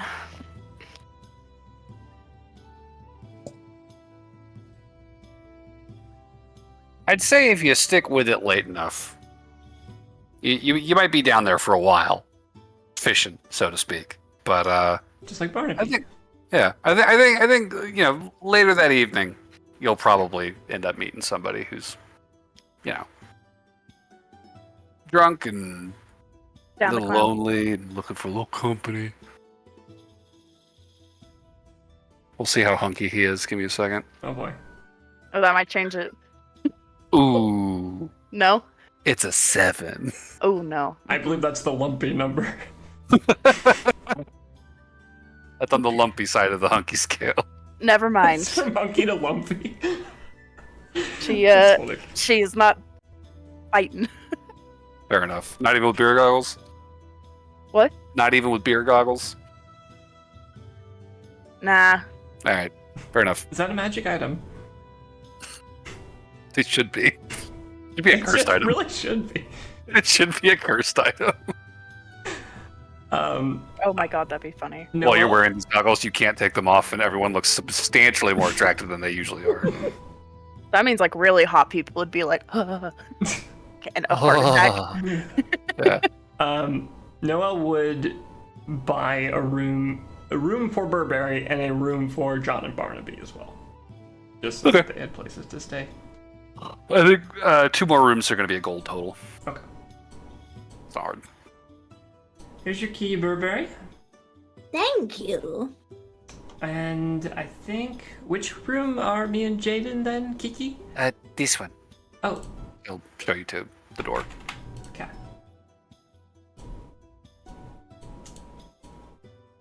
I would say...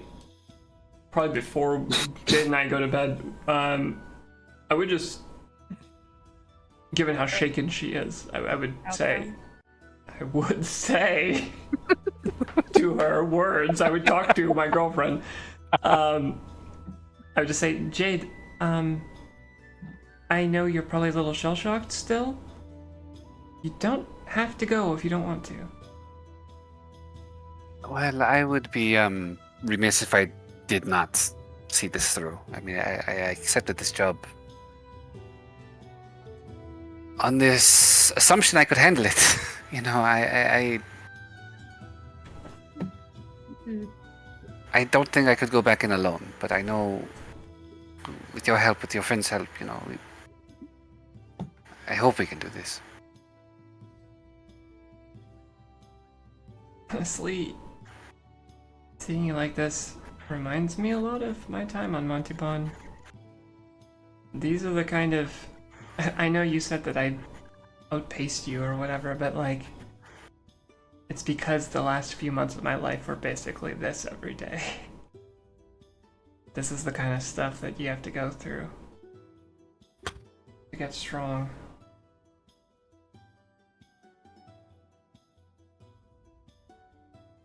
Suppose that's fair. I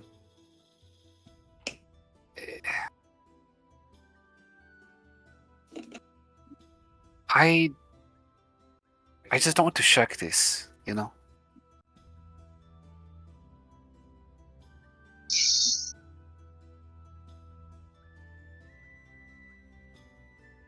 Well, that's Sorry. exactly. I'm gonna make a. That's exactly the attitude that you need if you want to move past something like this. Yeah, I don't disagree.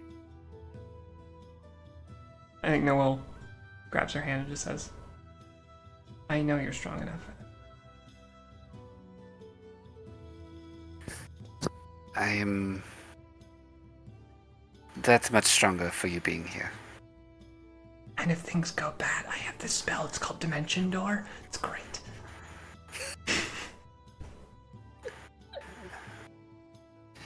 You know, after all I did to teach you swordplay, I feel like maybe, you could return the favor with a little magic lesson, I guess. Did you want to learn magic? I mean, I don't even know if I could, but it sounds every time you talk to me about what you can do, it just seems to get better and better. I won't lie, I'm a little jealous. A little. Well, I suppose it's evened out then, because I was so super jealous of you back when we were working for Pascal. Ah, how the turntables. Feels like an anachronistic expression in this world. Turntable. No, it's the alien expression. You use the subject before the verb. This alien grammatical. That. Yeah. You have been away from home It's for a been very a long time since I've time. been to Alia. Anyway, Noel just sits on the bed. Is there anything else you wanted to do tonight, just before we sleep? I mean,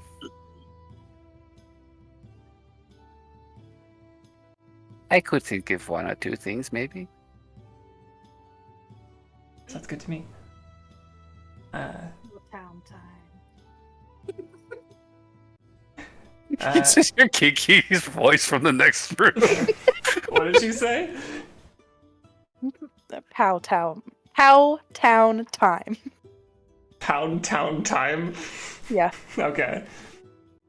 The little eewee goes to the bed. She intentionally got the room next to us, didn't she? It's an interesting person for sure. But very good to have in a fight. I'm sure I'll be seeing plenty of what she can do. Jade's just gonna knock on the wall. Mind your business, Kiki. You're no fun. Go back to your lumpy man. There is no lumpy man. I'd much rather be in your company than bored.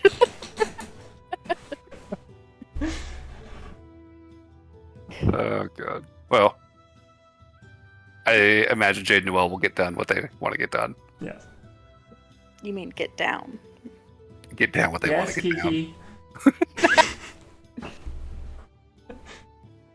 And you guys will be able to take a long rest, wake in the morning, and be ready to move with the sun. So that is probably a good place to call it for tonight, guys. Next time, we'll pick up with your adventures in Dragon Graveyard Island. With a new buddy. Yes. I don't know. I don't trust her yet. What are you talking about? She hates Losterog. She likes lumpy men. What's not to trust? She doesn't like lumpy men. She doesn't like lumpy men, excuse me. All signs of a trustworthy individual. I mean, she seems very sweet. Can we get an MVP vote for this session? No, well. Yes. I was fast. I will vote for Kiki because she's silly. I agree with Noel. Fair. Well, thank you. And I've gotten all of my melodramatic discussions out of the way, guys, so we can have an actual adventure now. I promise. Well, technically there's one more, but we can do it later. I knew it. But the melodramatic was good. I like doing that stuff. Who's the other melodramatic? It's a secret. Oh. And it involves Burberry. Oh.